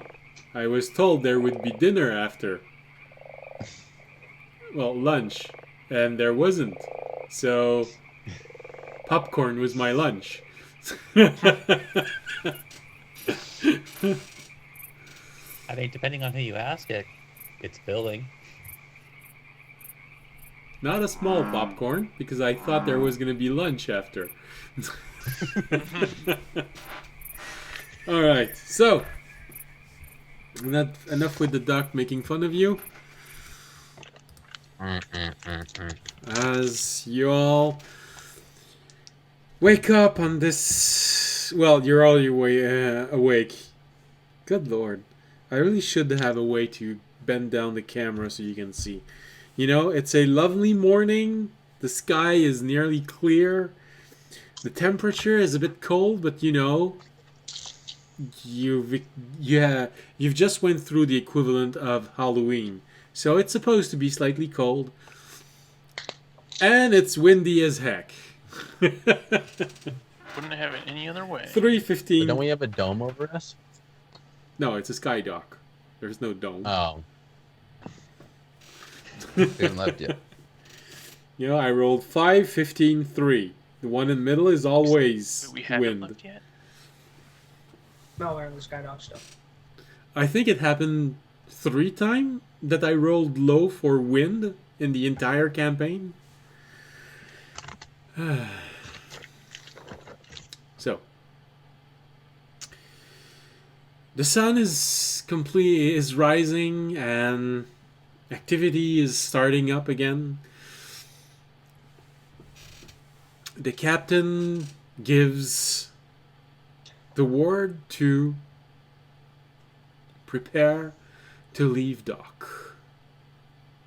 Raise the anchor, which in this context isn't actually rising, but just retracting. As all of these commands are being given, the captain does turn toward all of you. Well, depends. Are you where the captain is as all of this is happening, or are you just moving about? I'd be over by where the captain is. Okay. I'm back where I was sitting in the beginning. And The he's front of just the ship. quietly ritual casting, water breathing. Okay. What did you say, audience? I'm in the area. Okay.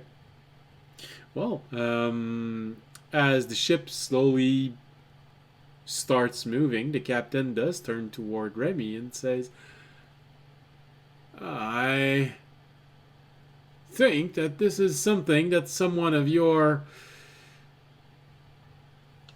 kind would probably appreciate if they haven't lived it before.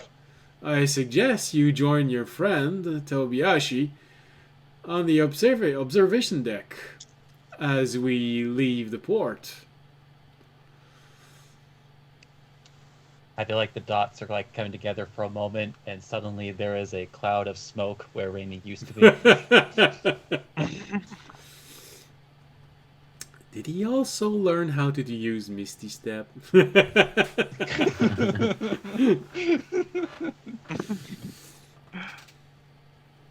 So Tobiashi, you are joined by Remy as the ship leaves the dock, and you are there to see this a bit more impressive moment where all moorings are retracted, and you start seeing the ship slowly move out of the dock. And the moment that all of the moorings are retracted, you have this moment of, hey, we're not tied to anything right now. We're gonna fall. That thing is really floating. And it's moving. And we're not falling. We're moving horizontally, not vertically. And he just has his arms out. Hoping the wind will catch. His coat flapping in the wind behind him. I can make you something like that too, where you could fly. Make like a kite out of my silk, and then you can use it to. Technically, Tobiashi could do a squirrel suit with his silk. How do you think Amiali went down the mountain with the dragon? I even counted it just in case you would have asked her to go do the quest herself. How far she would have floated down in a squirrel suit. Let's go. So you see the ship slowly moving from the dock. You can't help but to notice also the people that are there watching this brand new ship leaving the dock. Some people are very excited as these things have been in construction for quite a few months right now, and finally there's one leaving, and it's so smooth. It's even smoother than on the ocean. You just slide away. Whomever is at the helm is incredibly good at what he's doing. For those inside, Jorg, Audience, and Fisher, it's First Mate who is actually taking the ship outside of the dock. Mostly silent. You always just hear, get ready. Activate the engine. Increase the Thruster capacity. Thrusters. Increase thruster capacity. Bottle of wine is thrown outside the ship. Lands on a child. Increase the energy output.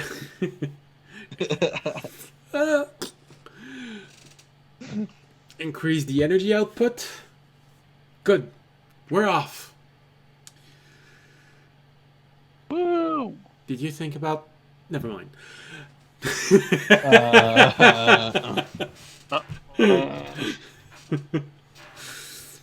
And the ship just slides out of the dock, and slowly you see the dock moving away.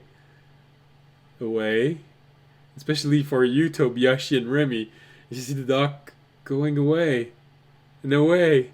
There's a moment of... You know, this is our only link to the land. And it's going away. Well, not gonna be Raimi able isn't to. afraid to leave land behind. The ship feels very stable. It's obviously not 100% what the dock was. There is a very faint sway as the ship starts changing direction. But it's so faint. It's more like a moment where you feel like there's something odd about this angle. Okay, no, it's good.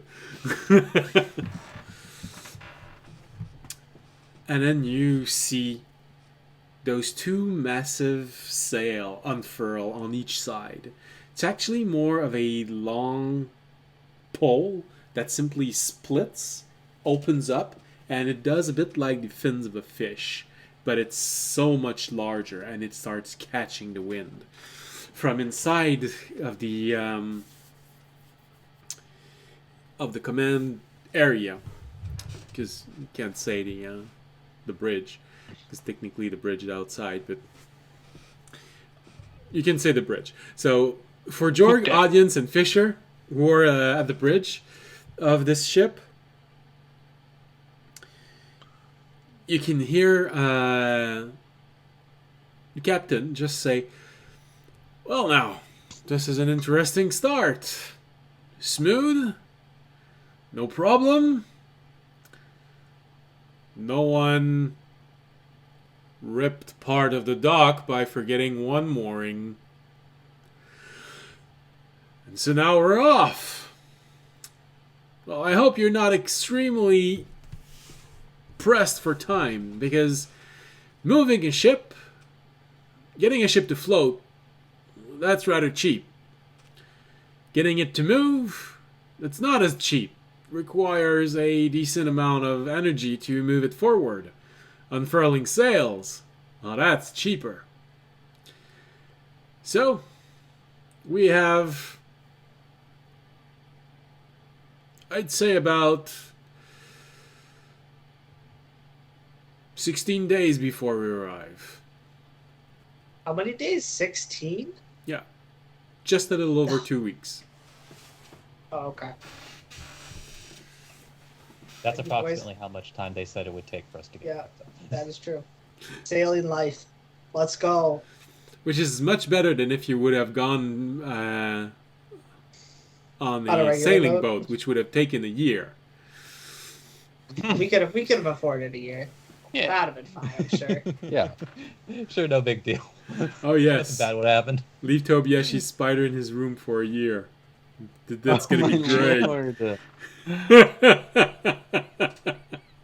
spider will wonder, did I ever have a dad? Oh, it's gonna be like that one of Grim Adventures of Billy and Mandy episode. Oh, that'd be horrible. Put a pole. Father. So, after a while, Remy, well, of course, it starts feeling a little bit more normal. But I'd imagine that Remy would probably stay there for quite a while, as especially since you start picking up a little bit speed, start feeling a little bit more wind. The ship does keep going higher and higher and higher, to the point of where at one point you start seeing clouds on the same level as you.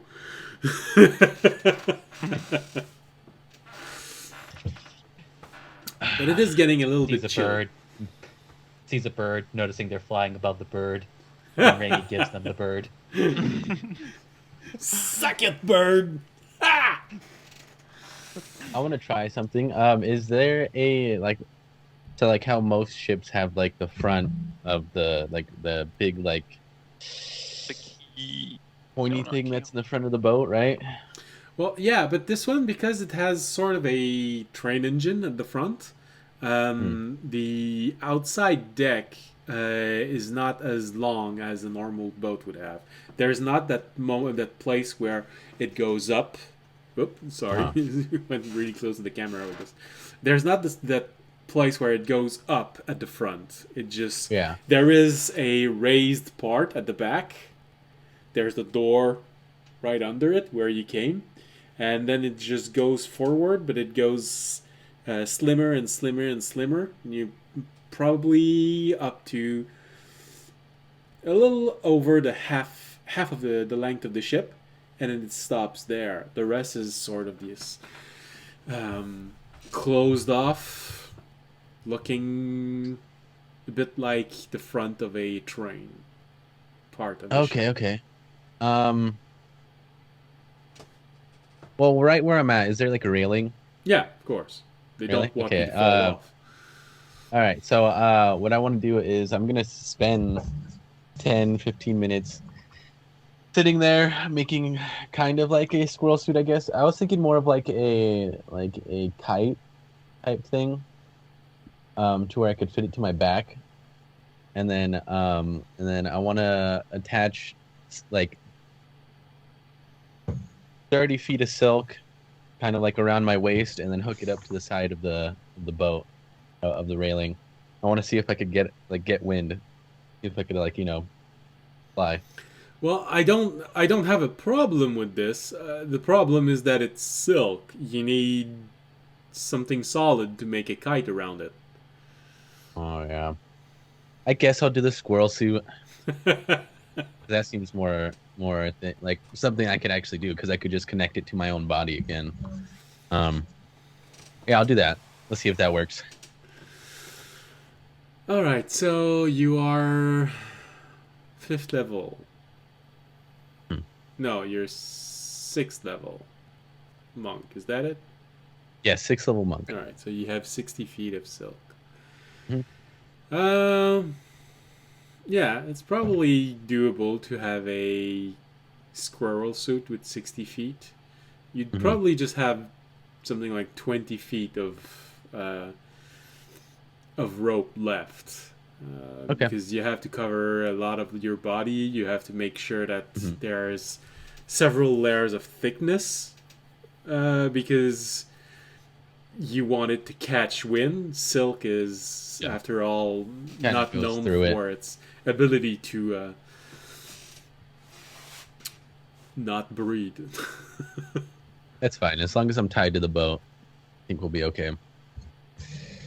All right. So, Tobiyashi wants to turn himself into a kite. Yes, exactly.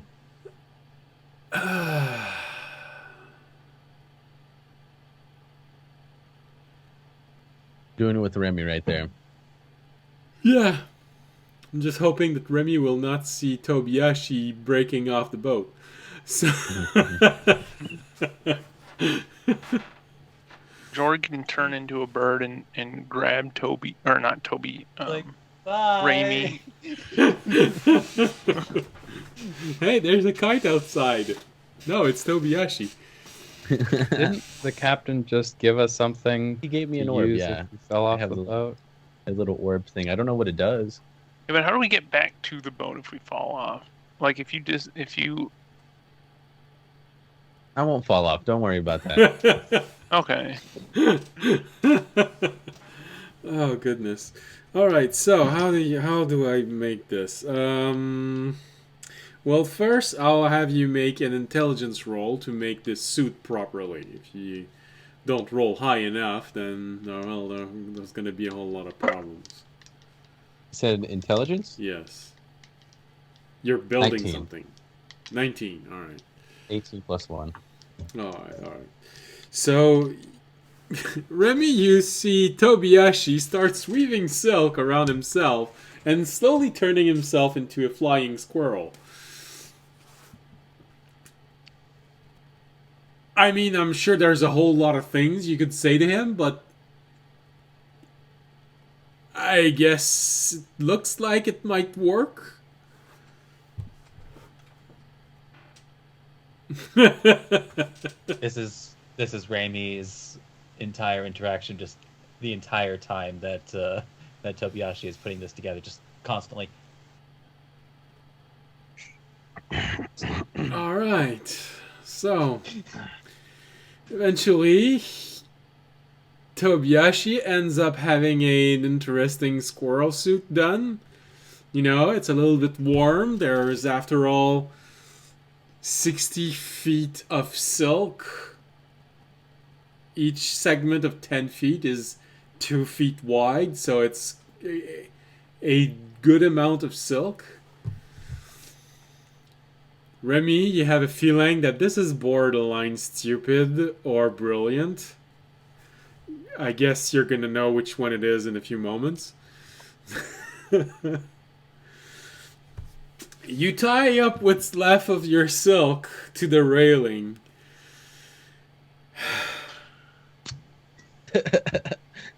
Worst thing can happen. How much is left? Also, We're still over the city. It's not like anything bad will happen. We're not over the city. Oh, What do you mean? We're still over. We just took off. Do you know? So it takes time to build things, Toby. yeah. And we're moving at pretty fast rate. Oh yeah. You're Okay. You're All right. probably leaving the island right now, and so Oh. you see. Oh, good. Hey, that's cool. The ocean. If I fall, it's not gonna hurt. Unless I hit those reef. Hold on, that's not how water touches. yeah. Wait. Like, hold on. That is what Tobiyashi's intelligence score tells him. Fair enough, fair enough. I'll just fall right into the water. I got slow fall. There Don't worry you about go. it. Yeah. And this orb thing, don't know what it does. You but, have know, slow fall for 30 feet. Well, no 30 points points of damage. You're higher than the clouds right now. I feel like there is a little bit of damage gap that you'll need to absorb. Oh goodness. So, first off, make a wisdom roll to replace a strength roll with your silk as you're doing your best to hold on to the railing as you spread your arm and let the wind start catching.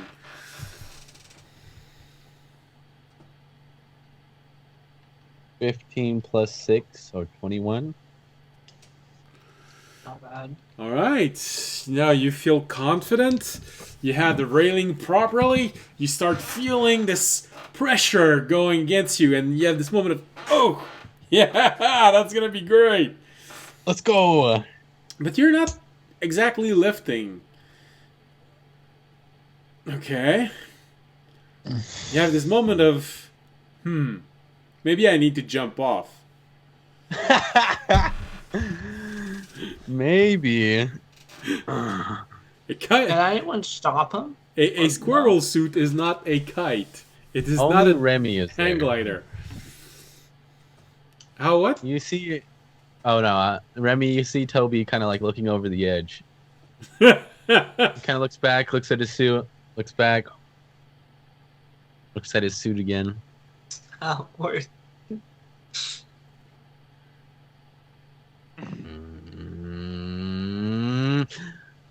He goes to He's stand on the gonna walk. railing, looks down, sees the water all the way down there.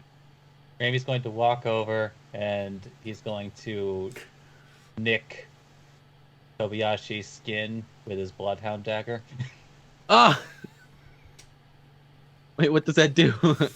you take and 1 just point of starts damage. tying a rope around the dagger. Oh, that's gonna hurt. You take Oh, 1 damn. point of damage because it needs to draw blood in order to. So Tobiyashi, you have 1 point of piercing Okay. damage. That's good, that's good. I have 71 hit points. I'm 70. I look kind of... It looks really far, right? Like, it's high. Yes, you are on the same level as clouds. It should take. We just started. I'll, It will take Sure, at least a yeah. good minute to reach the ground on at a free fall. maybe the last day when we're getting closer to the other island. We'll try. That's 10 whole rounds to figure out what you're gonna do before you hit the Well, as long as this rope is tied enough, I don't think I'll get like thrown off. No, why not? I look over at Remy real quick. Oh, I look down, and I will try to kind of like jump down, but kind of like sprawled out, so that I could catch wind, kind of being pulled by the ship. So you have this moment of just jumping backward and spreading your arms. Yeah! And you have this moment of where, oh, it's gonna catch. All right. Then you sort of realize, oh yeah, it's a sailing boat. It's not a rocket ship. Yeah, it is moving with the wind.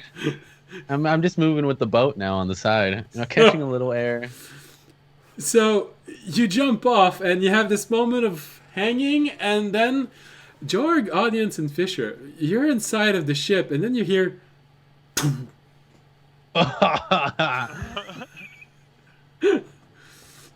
Wonder if we hit a bird. Somebody's supposed to make that noise. Sounds like a bird maybe hit the ship, like flew into it. That's unfortunate. Nice bird. It's a big bird. Captain Knowledge says, "Oh, that's odd. Not a lot of bird flying at this altitude." As Raimi then peeks his head over the edge, what does he see? How would Tobiyashi react for this moment of where you had, oh yeah, it's gonna work? Ah!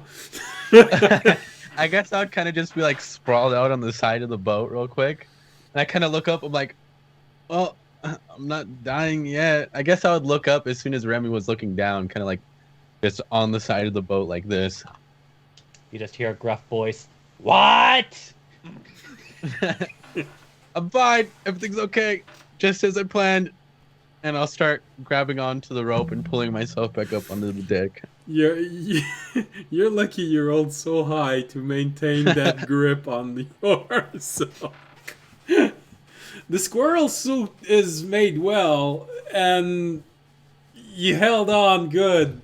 The ship is just not moving fast enough Damn it. for you to act That's as only- a kite. The wind isn't blowing. Yeah, I should have known. The wind wasn't that fast today. Next time.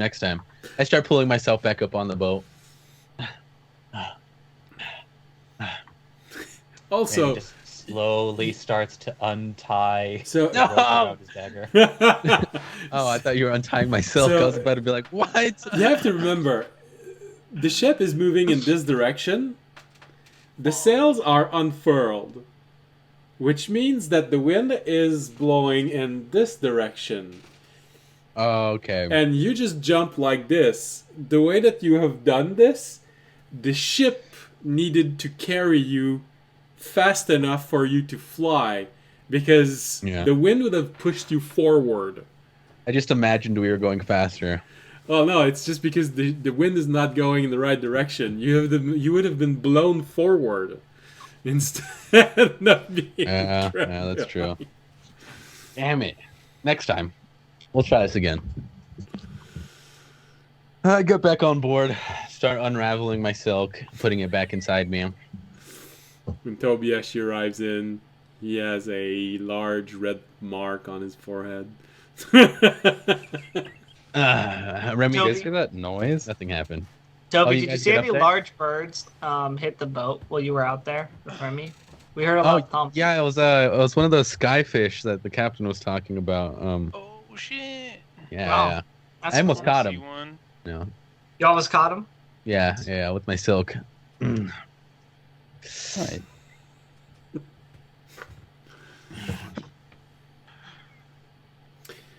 So, the ship keeps on. Insight check. I hit one of my beads. Inside check. I have no reason to inside check if I wasn't Inside going check. to. I just believe it. Sure, George, you can inside check Tobiyashi if you want. I got a 17. Yeah, I So, didn't almost catch a fish. so Tobiyashi, how dedicated to this lie are you? Enough to make a roll, or Yeah, let's see. A deception check? yes? 10, because I have +0 to my You know, deception. he's almost convincing when he's talking, but that big bump on his forehead sort of It's like swelling. sort of betrays him a little bit. You see me like sucking the silk back up into my arm. I'm like, Jump off the ship. what? Why would I do that? No, let's see how far that is. I don't know what you're talking about. Oh, did you jump off the Like ship that. trying to catch the fish? Yeah, Well, yeah, that that's would what I make did. sense. If you, Yeah, I was if trying you to like ever- hug it. If you ever want to Remy just ride, blurts out, "Wanna see?" No, Yes. I cover Remy. I'm like, no. Wait a minute.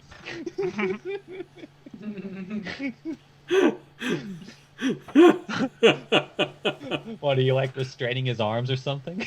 I'm just standing in front of you, kind of like blocking their vision from you, like a TV app. Roll that deception roll Right. with disadvantage now. Okay. All right, that is a 9. See, it's slowly going down. Don't worry, you Nah, guys. Remy, it's okay. You can just show everybody at dinner later, when the whole crew is around. No.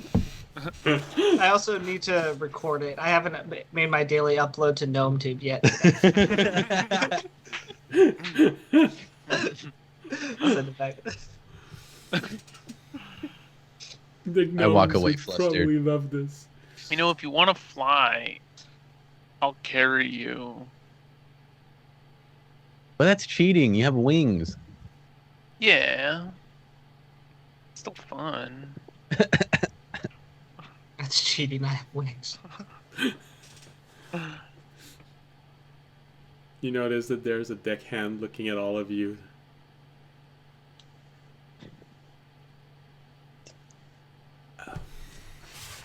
He leaves the room. So, like I said, a really big fish. Almost caught it. We should probably go downstairs and figure something out. How long are we here for? It's those famous 2 fish weeks. that are this big. Yeah. We're here for 2 weeks, Toby. 2 weeks? Yeah. Or like 16 days, so actually over 2 weeks. I lay down on the deck. Well, it looks like we're gonna be here for a while.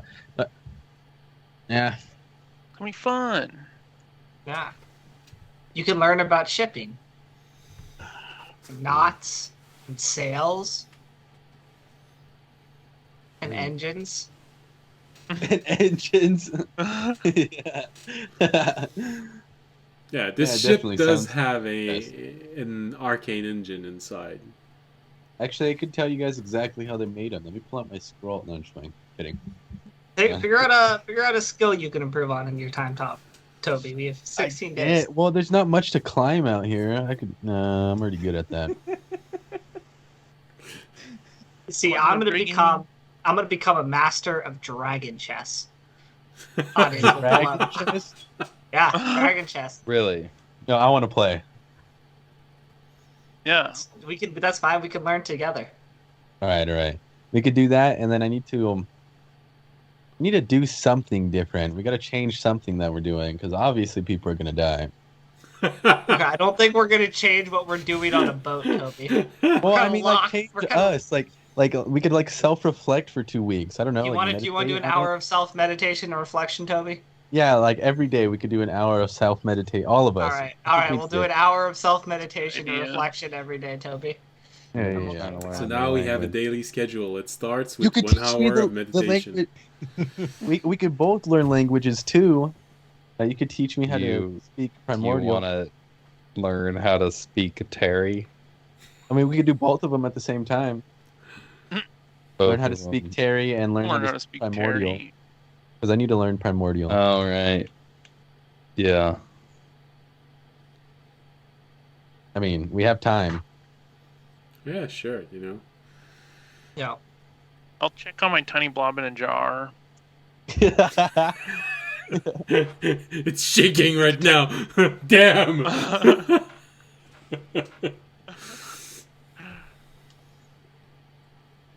All right, it looks like we have The tiny our blob- agenda for the 2 weeks. The tiny blob looks healthier. You've given it something to eat. It still looks a little bit flat, but it's greener than it was before. That's good. Hey, what if we try to? Have you tried feeding it the powder yet? The shard powder stuff? No, What do you think? I Would know I'm happen? gonna do that. That I'm would not be gonna it's the do a worst that can happen. extremely large waste. Or That's Yeah, not like already salt hit that you the just way. sprinkle on Right. stuff and see what happens. I mean, Toby, It's we've like- seen how you use the shard dust. The rest of us Yeah. do not do that. oh, okay. All right. Well, I was just wondering. You know how rare it is, right? Yeah, I know it's really expensive. I didn't know that I had a lot of expensive stuff on me. But Yeah, remember when you used Just it? because in we the- have in a the decent honor amount duel doesn't with, mean it's just Omni? falling off trees. It's falling through portals that are very rare to find. We just have happened to stumble into a couple. wait a minute. So do you think this stuff? Oh, we have like metal from that battle still. That battle. You mean the Oh, yeah. shards? when The we shard were on our stones? way home, we saw that. Or We saw a lightning There. kind of strike battle thing. yeah, This metal, I show him the metal that we showed at the meeting. It's very smooth metal. Looks to have Just like broken off pieces. in shard as if it was made of crystal, but it's metal. Yeah, we picked up as much as we could. We also have this goo, but kind of coagulated. You should make yourself a piercing out of that, Toby. Maybe some earring. A piercing? That sounds good. I mean, like a long earring. Yeah, something stylish. Maybe a Prince Albert. Oh my lord! Fuck. Why? Took me a Why? second to remember it's a what that Prince was. Albert. Don't Don't want look to it up. know.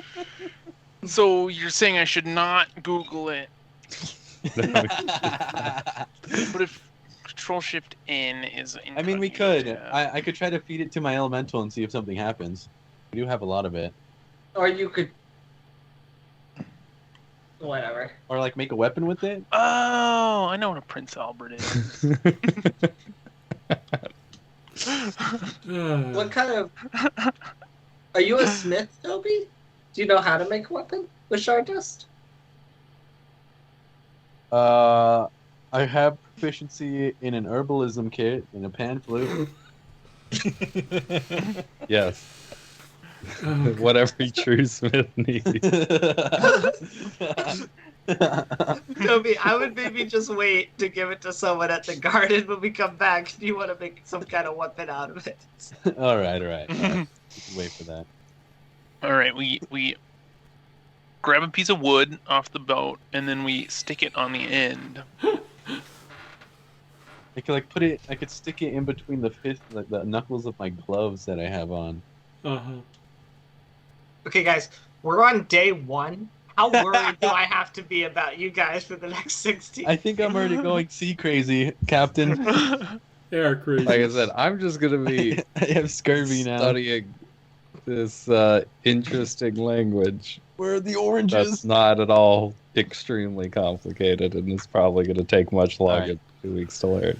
I will first. I'll go learn languages with Fisher first, and then we'll Okay. have the hour of meditation sometime during the day. All right, Um, I'm off to go study all the rules and learn dragon chess. Okay. Do you there's have a this new board board? that I thought of? It's called Yu-Gi-Oh. We could play it now. I was. I do not have a board, but I talked to one of the sailors over dinner, and he has one. He's gonna help Okay, teach me. all right. How rough are the winds? The wind, the fronts. On day 1, you're used to seeing worst on the island. Alright. Like the boat's not a rockin' No, super not hard. today. I was just trying to play chess, and all the pieces keep like falling over. Well, you know, Play it's inside. but you know, you have to understand it's. Oh, what happened with Jorg? Am I here? The camera just went black. My computer does shut down every once in a while with Skype. Okay. And then I can hear you. We cannot. We can hear you. It's just that your image just went black. weird. I can see me on mine. Here, I'll just.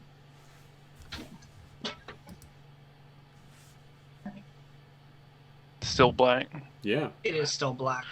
Weird. What happened to your camera? I don't know. Oh, now it's. I saw the Skype sync logo for a second, Yeah. and now it's black. That's the best we have. It's as if your camera itself, the eye of the camera, just It turned off. stopped Turned working. A Yeah. very Weird. long blink. Yeah, on my screen it's still there, which is weird. I'll just exit the call and come back real quick. All right. Alright. All right. So, like I was saying, Did that. it's a bit odd the chess that he's teaching you, because you don't know why. You have a choice between it involving alcohol or money. You're not sure it's the normal rule he's teaching you. I was going to go with the alcohol one because I have an infinite supply of that. Right, Jorg, are you back? I am. Is my screen still black? Yeah. Yes. All right, I'm gonna put up your photo. Okay. Uh, Yeah, I might have to restart Skype, which I could do that if you want. Nah, it's fine. Why isn't it? Or just do Aha, my that's why picture it's not rest. doing anything. All right. So, I have to update the feed. All right. So, you have this odd set of rules, which involves drinking if you lose a chess piece, and the more important it is, the greater the amount of alcohol you're taking. Mm-hmm. It's a bit of an odd rule, but What he doesn't know is I can change the alcohol content of what we're both drinking. yeah. He's screwed. No, he's a sailor. Oh, good point. I mean, What are you That's talking what about? I Sailors give get him. Screwed all the time. I could technically give him the same drink Kabiali gave me. See how much his sailor constitution holds up to that. You can if you want to. No, he's trying to teach me. I don't want him to get too drunk. All right. Well, so a new skill would take normally, they say, so. Yeah, in 2 weeks. You'd have to go more than 8 hours a day if you want to completely master this. 10,000 hours fits into 2 weeks, right? No, but they I mean, say I got nothing. I got nothing else to do. We're on a ship. And then you could go to. I was sure you would buy some dust to create the world of your gem, but okay, learning chest. That's always good. Yeah, Sam, what are you doing? You could be playing Minecraft. Yeah, you could be playing Minecraft instead of. Some I didn't have a chance to talk to Oradak and get the good stuff yet, so I really only still have the lightning dust to work with, and I don't feel like that's worth it. I'll trade Just create a dust. bunch of acidic rocks. I Well, have you frost guard dust. don't need to have both at the same time. You can use a petrified shard, a petrified dust, and create a landmass. Yes, It would be a kind of very barren landmass. I don't know if I'm ready. yeah. I want to have a little bit higher selection of dust before I start creating my worlds. Okay. Well, I guess you'll have plenty of money when you come back from this. Yeah. All right. So, hold on. How do we fit this in? That's 40.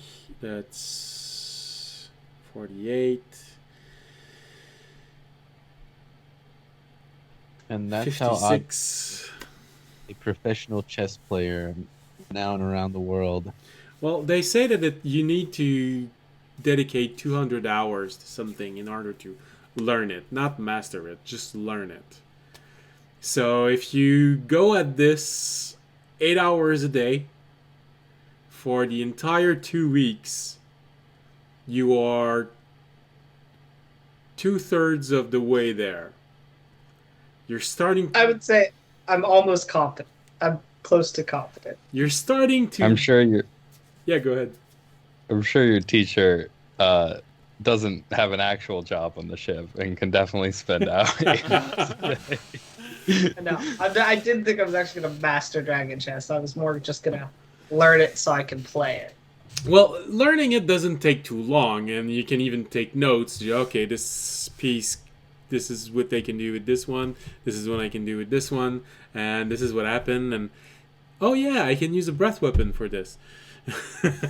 Oh, the piece, not mine. So yeah, of course, you know part of it. You just aren't good enough to have any sort of strategy. You know, just like a normal player who can't plan anything. You know how it moves, you move it and say, oh yeah, okay, I can move it like this. I'm a very aggressive player. That's audience. You're about as good as you are at chess. Exactly, Why do you I- get it. Why do I keep losing in 3 moves? I just don't get it. Yeah, I played with someone like that before. He kept saying, that's how you're going to play. I just kept looking at it and, no, you just want to win. No, I'm teaching you how to play. Yeah. So in that time, for Fisher, learning this language, you'd probably be at the point where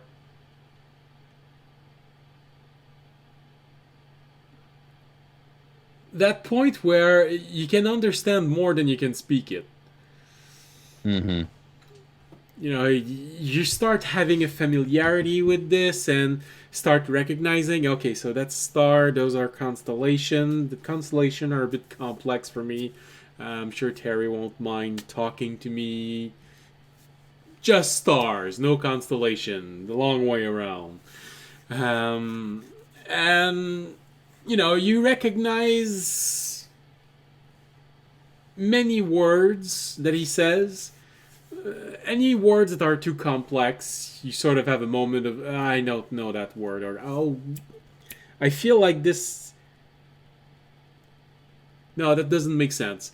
And when it comes time to make a sentence, you sort of have this moment of looking at your book. Oh yeah, that's right. That's how it's written. Oh yeah, and that's the other word. Okay, that's like this, and oh, I know this one. Yeah, it's like this. So it's not completely there, but you're learning. Yeah, he's Duolingoing it.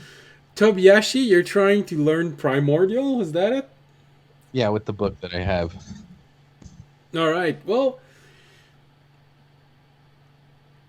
you have a book. You can study it. It's gonna work, and Fisher can help you from time to time with pronunciation by just shifting Terranad to the proper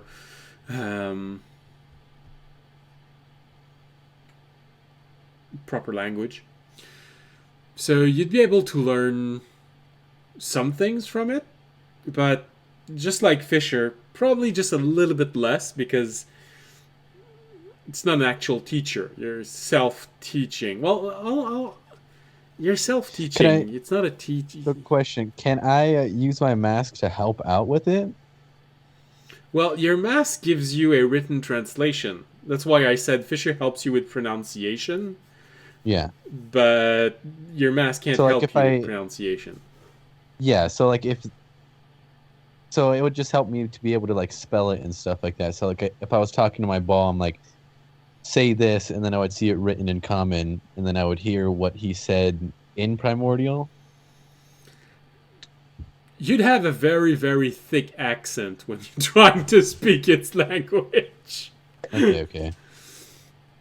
There would be a moment, since your elemental is a bit more direct, there would probably be moments where he'd say, "What are you talking about?"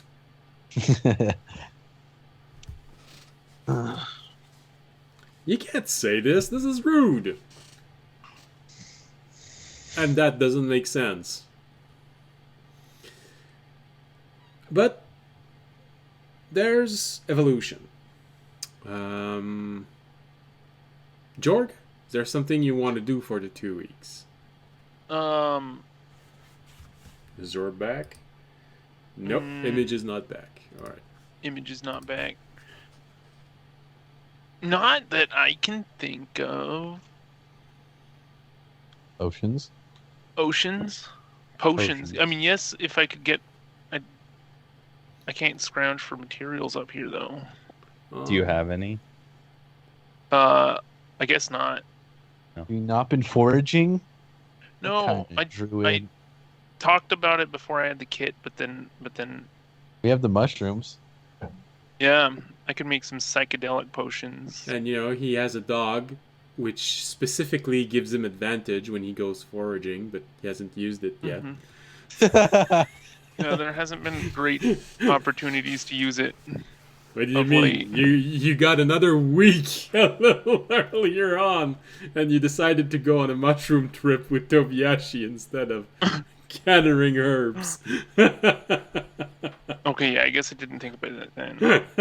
Yeah. I guess, yeah, he'll try to learn with Fisher.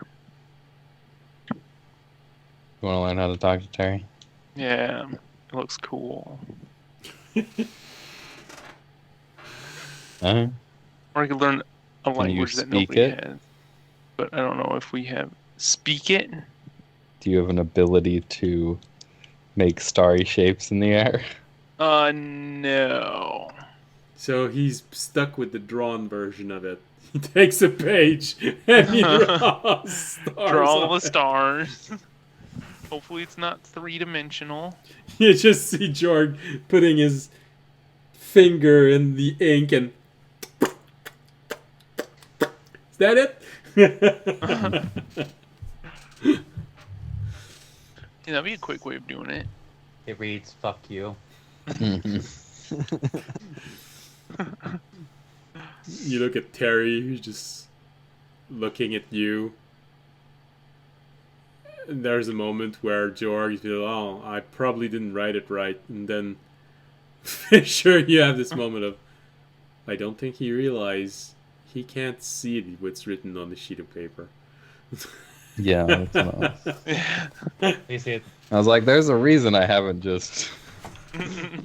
We could check in on what's his And face.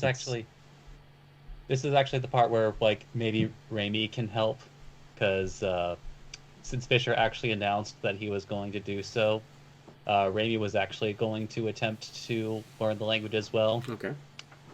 and but maybe give Jorg something to work with. So Raimi is going to, for the duration of the trip, allow him to borrow his quill. Oh. Mm. Okay. So basically, we have a book club learning languages, and then we have the 1 hour of meditation. You start And, the day with 1 hour meditation, then you have a book club, then It's like that when that one deaf person moves into the small town and everybody gets together to learn sign language. Yeah. Except one person who fucks off to go play chess. Yeah. There's that one guy. I also Um, want to use... I want to feed my blob good berries and see if that does anything for him. well, he absorbs it. Okay. I'd say also that I wanted to say something and I forgot it.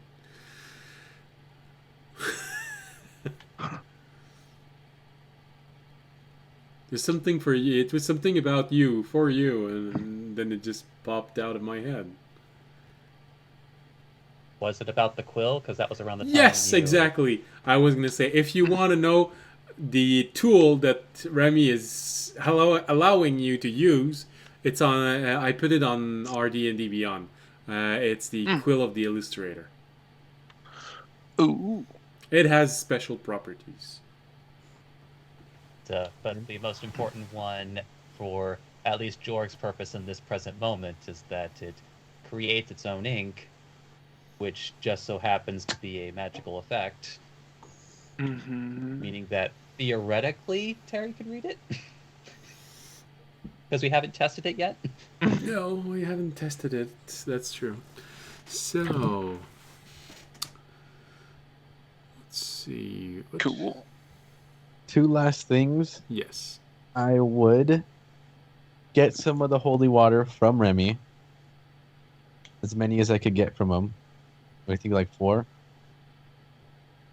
How many do you have, Remy? I have time to make. I mean, I'll put it to you this way. The image that Raimi showed you was a pile of 50 empty flasks in. Oh, Audience's, okay. In Audience's dimensional storage. All right. I guess I would ask for like 5 of them if you could make them while we're traveling. And wait for Remy to do that. And then the last thing, I would ask audience if we could check on what's his face that's studying for us. For getting information for us. Or whatever his name Dragon is. guy, yeah. The silver bard. The silver Dragon bard guy. dude. The guy who put us in that dream. Oh no, that was the hooded figure. Yeah, we can call the silver bard. All right. The silver tongue bard. All right. Well, you Yeah. use the orb. There is a little bit of a twist to use because now your orbs communicate between you and not directly. We still at have the our guard. old orbs, don't we? No, we left those. We can't take them with us. No, there is Yeah, a tracking it's like a device private- inside. Okay. You can't turn location off on this. Yeah. All right. like the So iPhone thing. I'll use the new orb to call him, I guess. All right, so just a little different twist to call the garden, who is going to call him because you don't know what's his symbol.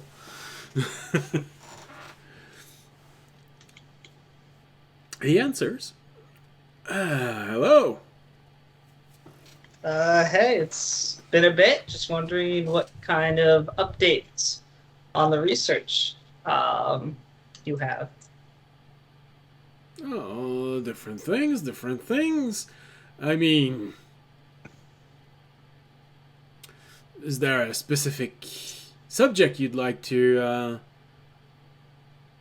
learn more about right now from what I have? Or is this something just broad stroke? Because you asked me for a lot of things, but I'm just going to see what you've been studying. I've been You trying don't to expect everything. I've been trying to speak like figure you out have, yeah. everything you asked me to, which was, I have it written down somewhere. Why is it always? I'm sure everything we asked him to do was of equal importance. Yeah. The prophecy, the hunter god, the story chapters, and I wrote down 4 images. Oh, was that the images I saw? I think that was the images I saw about the 4 Oh different. yeah. Maybe. Yes. Okay. Okay. I would mostly just ask about the prophecy and the Well, the thing about prophecies is that they can relate to a wide variety of things. I believe you said the exact wording was, hold on, it's written here. Blood from the essence of a shadow of a god. Well, shadows can be many things. The obvious choice would be an avatar. So, if this is it, then this means your hunter is going to be looking for an avatar of some sort and try to wound it. Try to take a bit of blood out of it. Mm-hmm. That's what It wouldn't be able to use that from its own avatar, right? Usually not, but your prophecy is vague enough.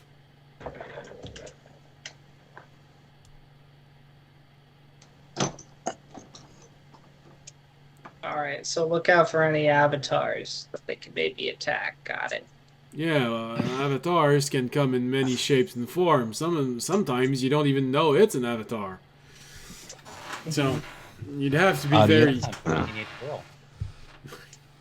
Sometimes you'd have to be very careful and be very perceptive of your surrounding. Yeah. I'm always that. Of course. You sure are. Definitely. Next. Second one. The will of an unbreakable mind. Well, this one feels self-explanatory. The problem is finding the right will. Yeah, it's me. I mean, sorry. Didn't you, like, literally go into a different class after, like, 2 weeks of torture? Wait, oh, the different. Maybe. I'd say if this is something exceptional, you know, for a ritual, conjuring something, I believe you said that it was related to conjuring the actual god of the avatar back into this realm. Or maybe just a stronger avatar. We don't know exactly, but something. Well, usually those things are going to be very powerful. So you're not just looking for someone strong-willed. You're looking for someone who just doesn't give up.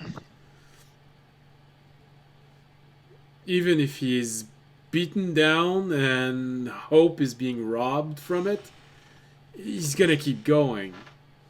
What if we know a lot of people like that, though? Well, you'd be surprised. Everyone has a limit. I'm sure you also have a limit. What about Civ?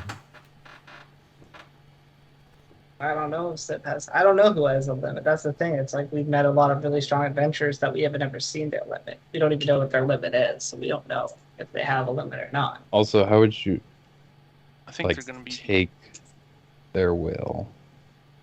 It would have to be able to be like yeah, like you said, take like- out of them. or just like Take break their their brain, will. take their Maybe something this inside them, just- make them it- work. oh They wait, just have to break them. I think it's just you have to Yeah. break an unbreakable mind. Well, that's... is that what you have to do? That's the conundrum.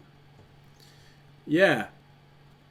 If you want to be able to create a footprint of a mind, breaking it is definitely one, because you're going to push it to its limit, and when it blows up, it's going to leave an imprint. The problem is that if you manage to break it, then it's not an unbreakable mind.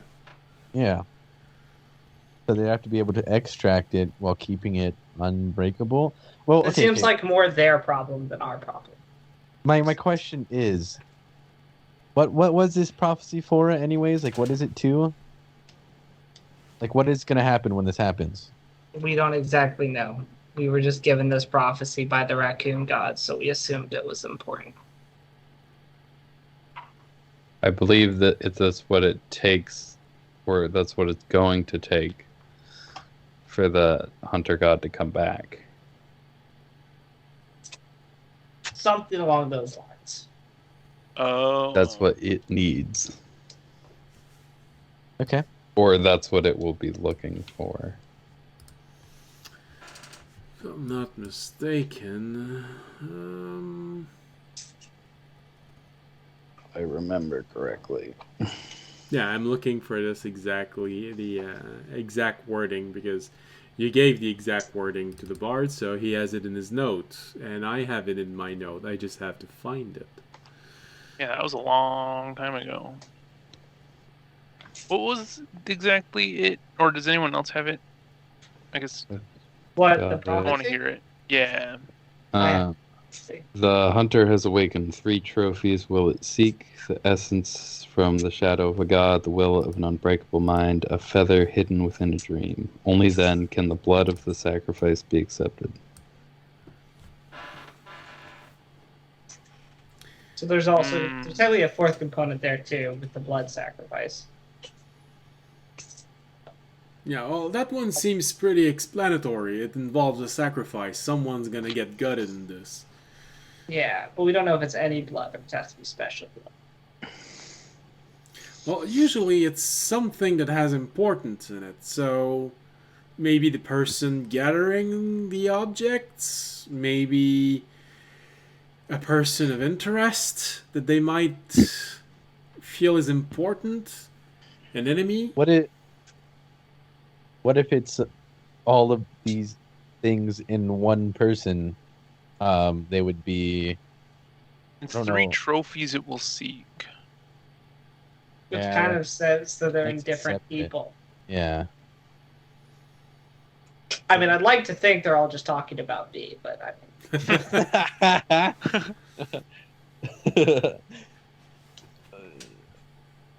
What'd you get on the feather then? Well, that one is a bit trickier to get. I mean, you all said that you dreamt of the story that I made. It's hard to not see something there. I mean, the wordplay is obvious. The question is, where is that feather? Is it a feather of what? Well, it's within a dream, so Yeah. I'm thinking we gotta go into a dream. But it's Did we go also into a dream hidden. and get it? Yeah, hidden within a hidden dream. with the energy. Mm. I guess we should look for feathers when we're in our dreams. We looked when we were there, But and we didn't. if it relates to a deity, it's gonna be a feather of importance. Yeah. That's the item name inside D&D Beyond. Feather of importance. Legendary item. Legendary I item. guess if we ever run into like a giant bird deity in our dream, we should like. That's scary. Oh yeah. I think we've all already been on top. There weren't any feathers in the last one, right? Not that I know. Nobody saw any feathers. No, I didn't I look did around not that notice much. any feathers. Yeah, I didn't. Well, I wasn't looking for feathers. Yeah, I'll admit I was not looking for feathers either. It was not feather. Yeah, the screaming was. So these are all trophies that they have to get. If they have to get the feather hidden within the dream, they'd have to find the person that's having the dream, go into the dream, get the feather. Not necessarily. Not if they were also having the dream and then they just found the feather. Yes. But what if they try and take it out of the dream? Then it's no longer hidden within a dream, and then it doesn't work. That's why I'm thinking it's all one person that they have to sacrifice. One person with 3 trophies, or the 3 trophies. Something tells me it's not going to work like that. Yeah. All right. It sounds like you haven't found a whole lot. It's the feather in Fisher's hat. We all It's know Fisher.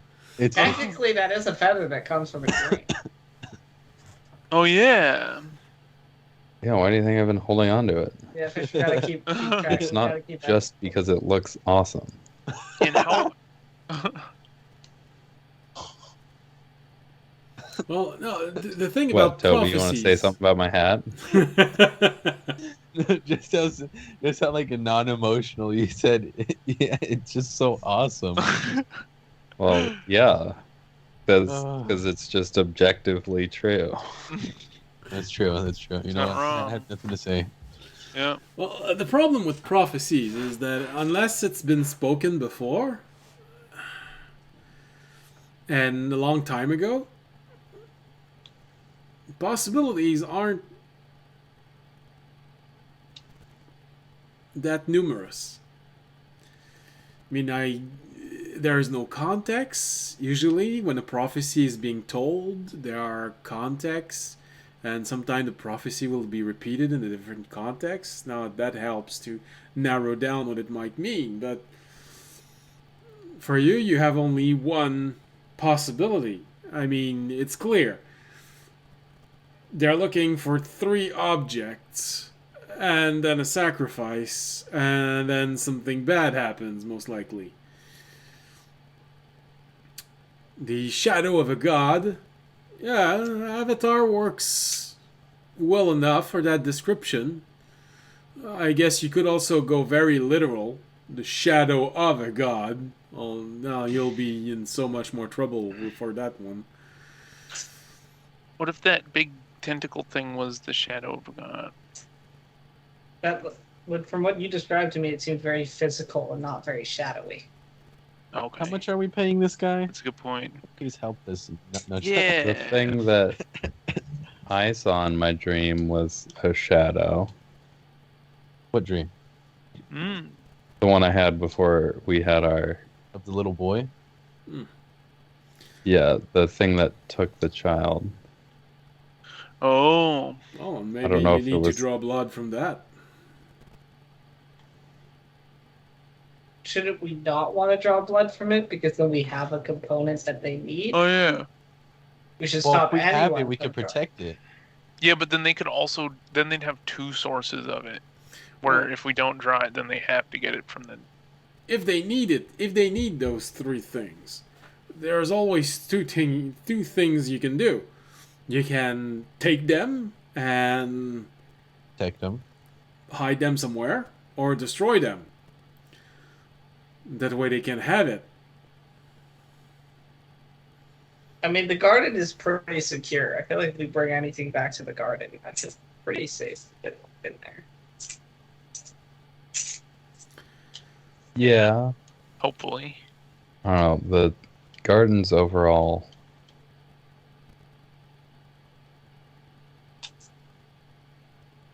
JD? I don't know. Yeah. We haven't really seen it be tested yet. Well, I'm going off the fact that they're from, it seems like they're a little outside of our worldly things, which means I don't think like a cult of our world would easily be able to breach the garden. I haven't seen anything that shows me the hunter cult has the strength to breach like the garden. Aren't some That's dudes true. like just checking out the entrance? They were like random villagers.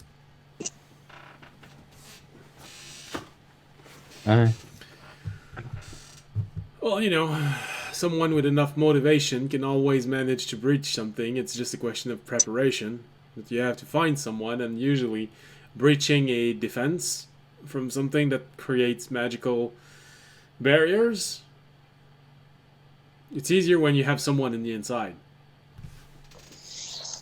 I mean, we No got one's it. on the inside in the garden. I trust everyone there. Well, and you don't have any problems. You could always try and get those trophies and get them back into your garden. But why do we trust everyone there? I don't. I'm telling you, it's the gnomes. Yeah. I'm not saying there's somebody I specifically don't trust. I just... But there's not like much of a vetting process that we know of. They're still pretty mysterious. Yeah. The only person I wouldn't trust at all is that one person with the black cloak that we've heard about. Are they a How- part of the garden? Yes. Wait, isn't there a black cloak guy here now? He's They a heard- crewmate. We should go interrogate It's him. not the same, dude. No, Toby, they're not What? the same person. I'm telling you, the gnomes caused. Oh yeah, there's that Maybe- weirdo maybe that's just- skulking Maybe just around. casually pulls out a black cloak from his bag and just shakes his head. Yeah. It's not anyone in a black coat. Who knows? Look, They could be it connected. says- Like he has clones. He has clones. This is not Toby. Final Fantasy. This All is right, Dungeon one and thing- Dragon. Magic. There's One a thing magic I in can this say world. for certain. Everything could happen. One thing I can say for certain, Toby is not the one with the unbreakable mind. Toby, we got you covered. What do you mean? I don't know. He's seeming pretty unbreakable in his. It's just his stances are interesting. Yeah, like the world is flat. No, I'm kidding. I'm kidding. We live on You a can disc. see the curve from up here. No. See, that's where it like drops off. That's where the water is falling into space. Oh. Then why is it not getting? I know it's.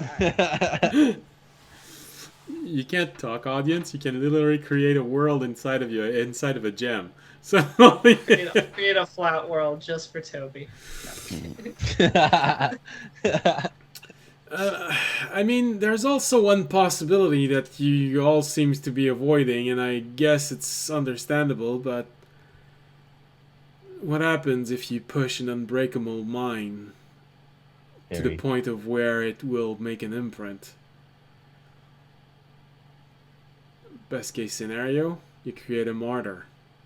Worst case, you lose a friend.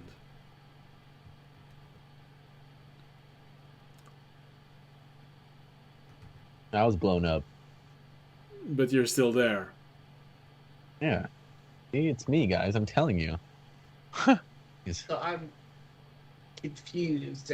I still don't know. It's still an individual. If you are Yeah, going to like collect the the will- imprint of someone who has an unbreakable mind, the only way you will know that his mind is unbreakable is if you push him to the point of him dying.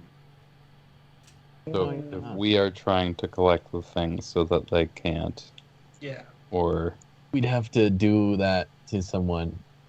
which we Yeah. can't do. Maybe that's what their island's for, Toby. Maybe that's what they're testing on their island with. Oh, that's why Maybe, they're but I torturing mean- everybody. They could do the mind stuff that the chick did, so we could get that information. I mean, we don't have to like push him to almost dying. We could go into his mind and mess with his whole thought process. and I do it think that a whole way. unbreakable mind is you can't mess with his thought process. Well, then we would Yeah. know if we tried to go in and do that, wouldn't we? Okay, didn't you say she was kind of expensive? Well, yeah. There's other ones. Didn't you How say there's other expensive do ones? you think it's going to be to start taking just every random person we meet and start testing their mind, see if they're unbreakable? I mean, Also, There's not the going to just be time- some random person though. There's got to be one person that stands out. and we have to know them, Yeah. right? I mean, I'd we assume don't so, have to. otherwise- Why do we have to know this? Storytelling. No,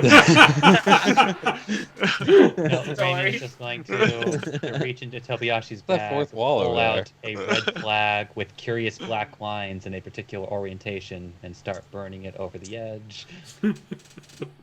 Wait, what? What is that? Rainey just assumed you had the flag, and he was right. Honestly, the person I've met with the most unbreakable mind was a kobold. So I don't know what that is. Wait, a cobalt. Yeah, a kobold. why wouldn't Very it be set in cobalt? his ways. Could not be swayed. Because Damn. he Yeah, I is think this isn't something we're gonna solve right now. Oh, that cobalt. Oh Okay. yeah. Dude, I just figured it out. It's him. He's the one that It's really... him, the it's one. Cobalt. Our DM's shaking right now. He didn't expect that. Okay. Like, oh no, I gotta start writing something else out. No, I no, guess they've it's already really figured it out. What am I gonna do?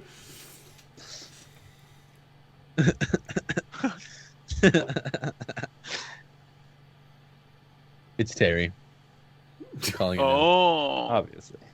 It's course. obviously, bro. He's so chill. He's cool. Like, actually has the riz That would make And sense. so with their the whole line prophecy giving him a relies dream. on the on Terry. Yeah.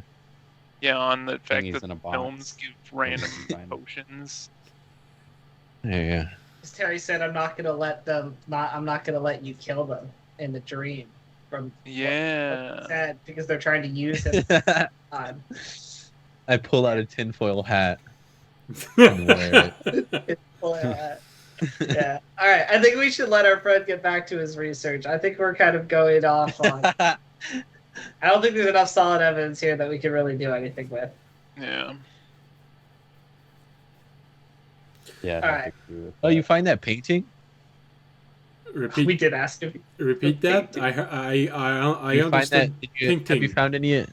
Did you find any? Did you find that painting of us? Painting. Okay, I was hearing pink thing. What pink? Oh, that's the last question I'm gonna ask him. Painting. Yeah, the painting of us. Yeah. No, unfortunately, I haven't found anything of the sort. But you have to know, Bahanor, the tale doesn't end well. This is why no know. one know where it is. Yeah, We know. we know. But- Yeah, we remember. But this is why we got the painting sent out. Or we tried to. But you know, I did a little bit of research on next chapter of the story. No, no. Please, I don't want to hear anything about it. I don't want to hear Hang Toby's up, hang up, Toby's hang up, already hang gonna up. get sent into it. Hang up, audience. Audience, hang up. We'll hear. We can hear the next part of it another time. Maybe when we get back. Right now, we gotta focus on our quest. All right. Josh is just like, no spoilers.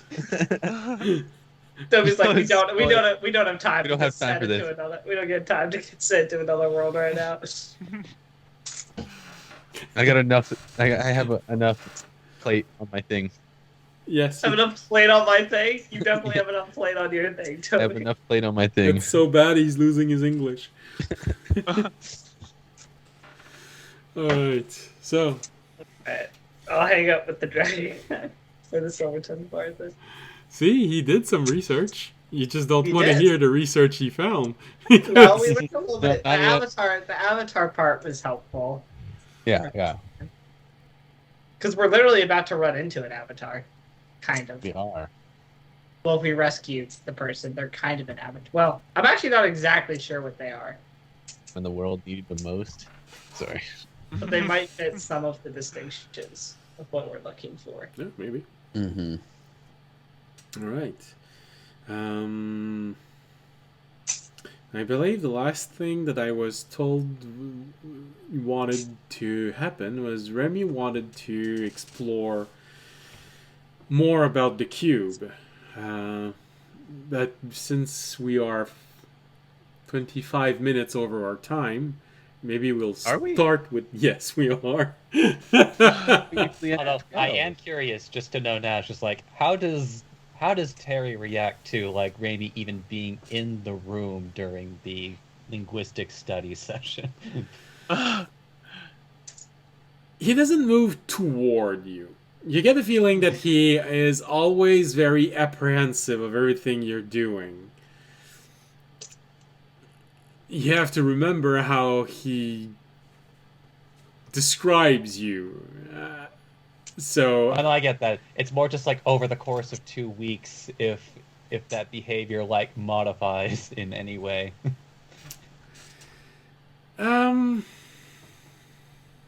Considering we're apparently attempting this like about 7 or 8 hours a day, 2 straight weeks. yeah. So there's no change in the fact that he doesn't approach you. He still remains close to Fisher, but you do see some evolution over the process of this, because when you start, Fisher has to ask for a phrase to translate, and then Fisher gives it to you. But over the course of the 2 weeks, Terry would eventually give a phrase to both of you at the same time. It's not a lot, George. but there is some evolution in the fact that you seem to be respecting what Fisher said you would do.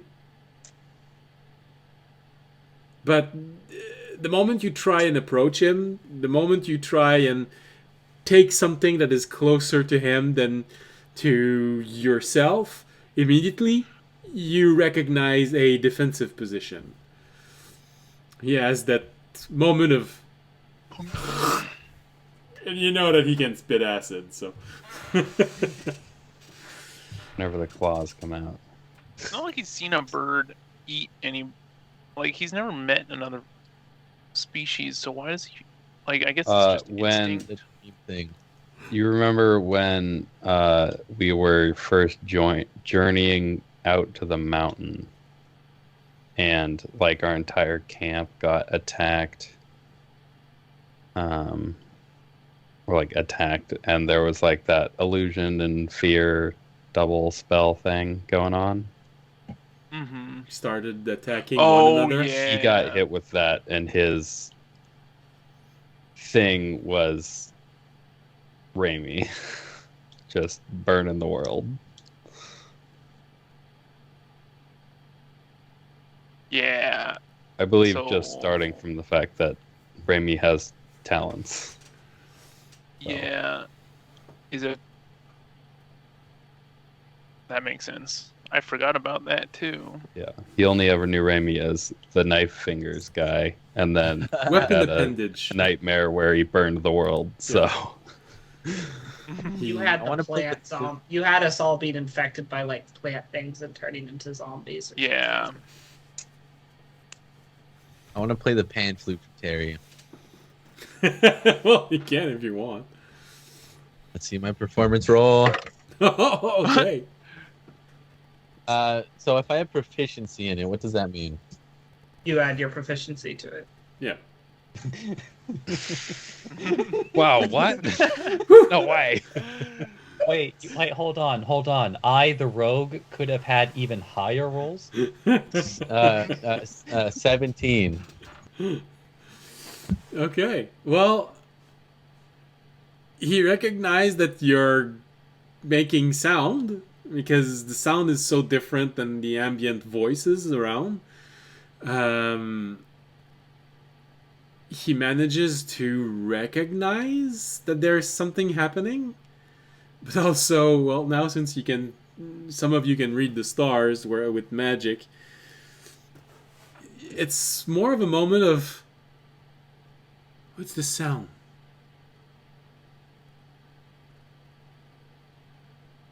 I'm hearing something different. I play it for him every night. I try and tell him it's music.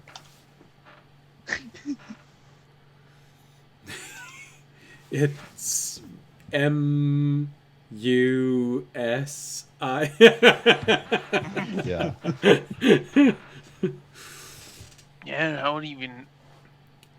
You can't really hear it Yeah, though, but right? Not- Honestly, not to compare Terry to a dog, but I kind of just want to like imagine that's more or less what music sounds like to him, though, where it's just like it's just noise. Well, that 'Cause I don't think you can really hear like we do. well, he doesn't. Oh no, he doesn't. It's just I'm taking just more of a. Yeah. I'm being a jerk about it. He's not making the difference between all of the ambient noise and when you're talking. To him, it's all rumbling, but he did react to some of the tone that you have when you use the language of the construct. hmm But trying this more and more, you'd realize that he recognized the more deeper tone, the grindy tone also, when there's reverberation in your voice just from the... So He's not really hearing anything. He's just feeling the sound waves. yeah, that would probably be closer to this. So you'd probably have Like how more deaf success people with usually like. a trombone bass. than a pan Then a flute? pan flute. Mhm. Or maybe a tuba that just plays every time that that Fisher walks around. Maybe an organ. Dun-dun! And then while we're going, I'll just talk my Ashmit or whatever it's called. Ashmit? That's Ashmit? the name, Ashmit. Yeah, Ashmit. that's the name of its race. Not his. Oh yeah, name. well, I'm still trying to figure out what name he wants. I forgot to think about that one. I'll let That's you a know next episode. His name God is Terry Emperor too. Ashmit. Terry too. No, his name's Terra. Oh, It's because right in the element. middle. I don't know if it's a guy or a girl, guys. It just With his ego, that's gonna be an interesting title. Or if they even have genders. I mean, Yeah, it's hey, an- Terra, at least for this, is neutral. Is a wait. neutral name. His name, his thing is backwards, and Ashmit is Tim Shah. That's his name. Yeah, sure, why not? Did you know that Alucard's name spelled backwards is Dracula? No. What? All right. My world has just changed for the weirder. Blown. Were we gonna end the stream? No, we're fine. But we ended it like 3 hours ago. You've just been no. We're fine. Don't worry We're about still it. here. You're still here. What are you Wait, talking? what? Did you know that dog spelled backwards is God? Whoa. That makes sense. All right, that's a good area to end the stream. Yeah. I think we're digressing. You know. So yeah, to answer your question, there is some evolution, but he's still very apprehensive of you and very hesitant. But there is an evolution in the sense that now he's not just giving homework to Fisher, who has to give it to you. He's giving it to the whole class at the same time. But you know, sometimes you feel he's trying to give you a harder homework.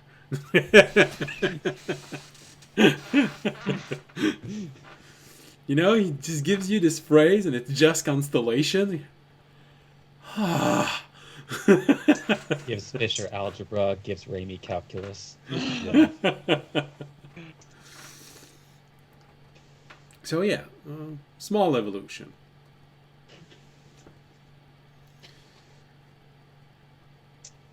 And now I have to come up with 16 days of things for Terry to say.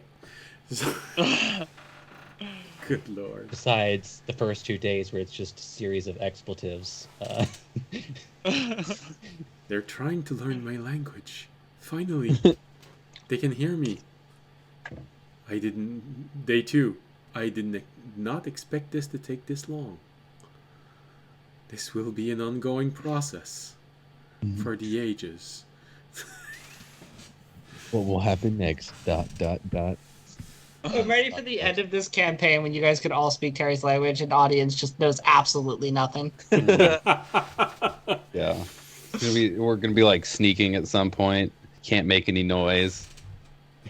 One of us is gonna throw up some stars. Everybody's gonna get it. Audience is gonna be like, guys, what? And then the thing's gonna Talking about Wait, what, guys?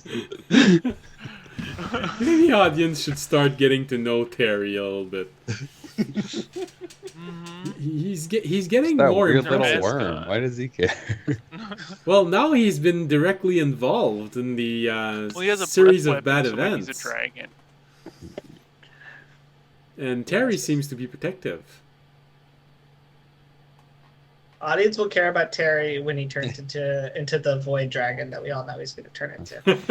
I was gonna say audience will care about Terry when Fisher cares about audience's religion. Yeah, is that not the deal we made?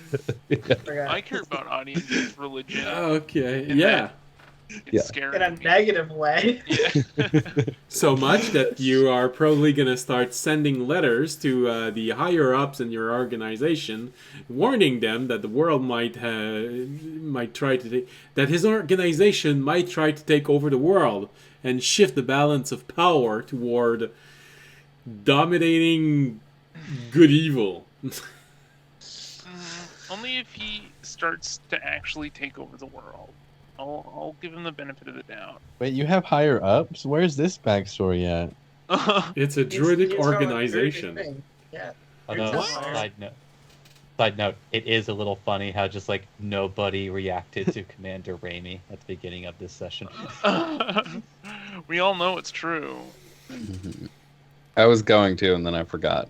I was like, oh, Remy has a pet name now. That's wonderful. Jesus. All right, so before we bore everyone who's watching us to death with this small talk, we will end the stream today with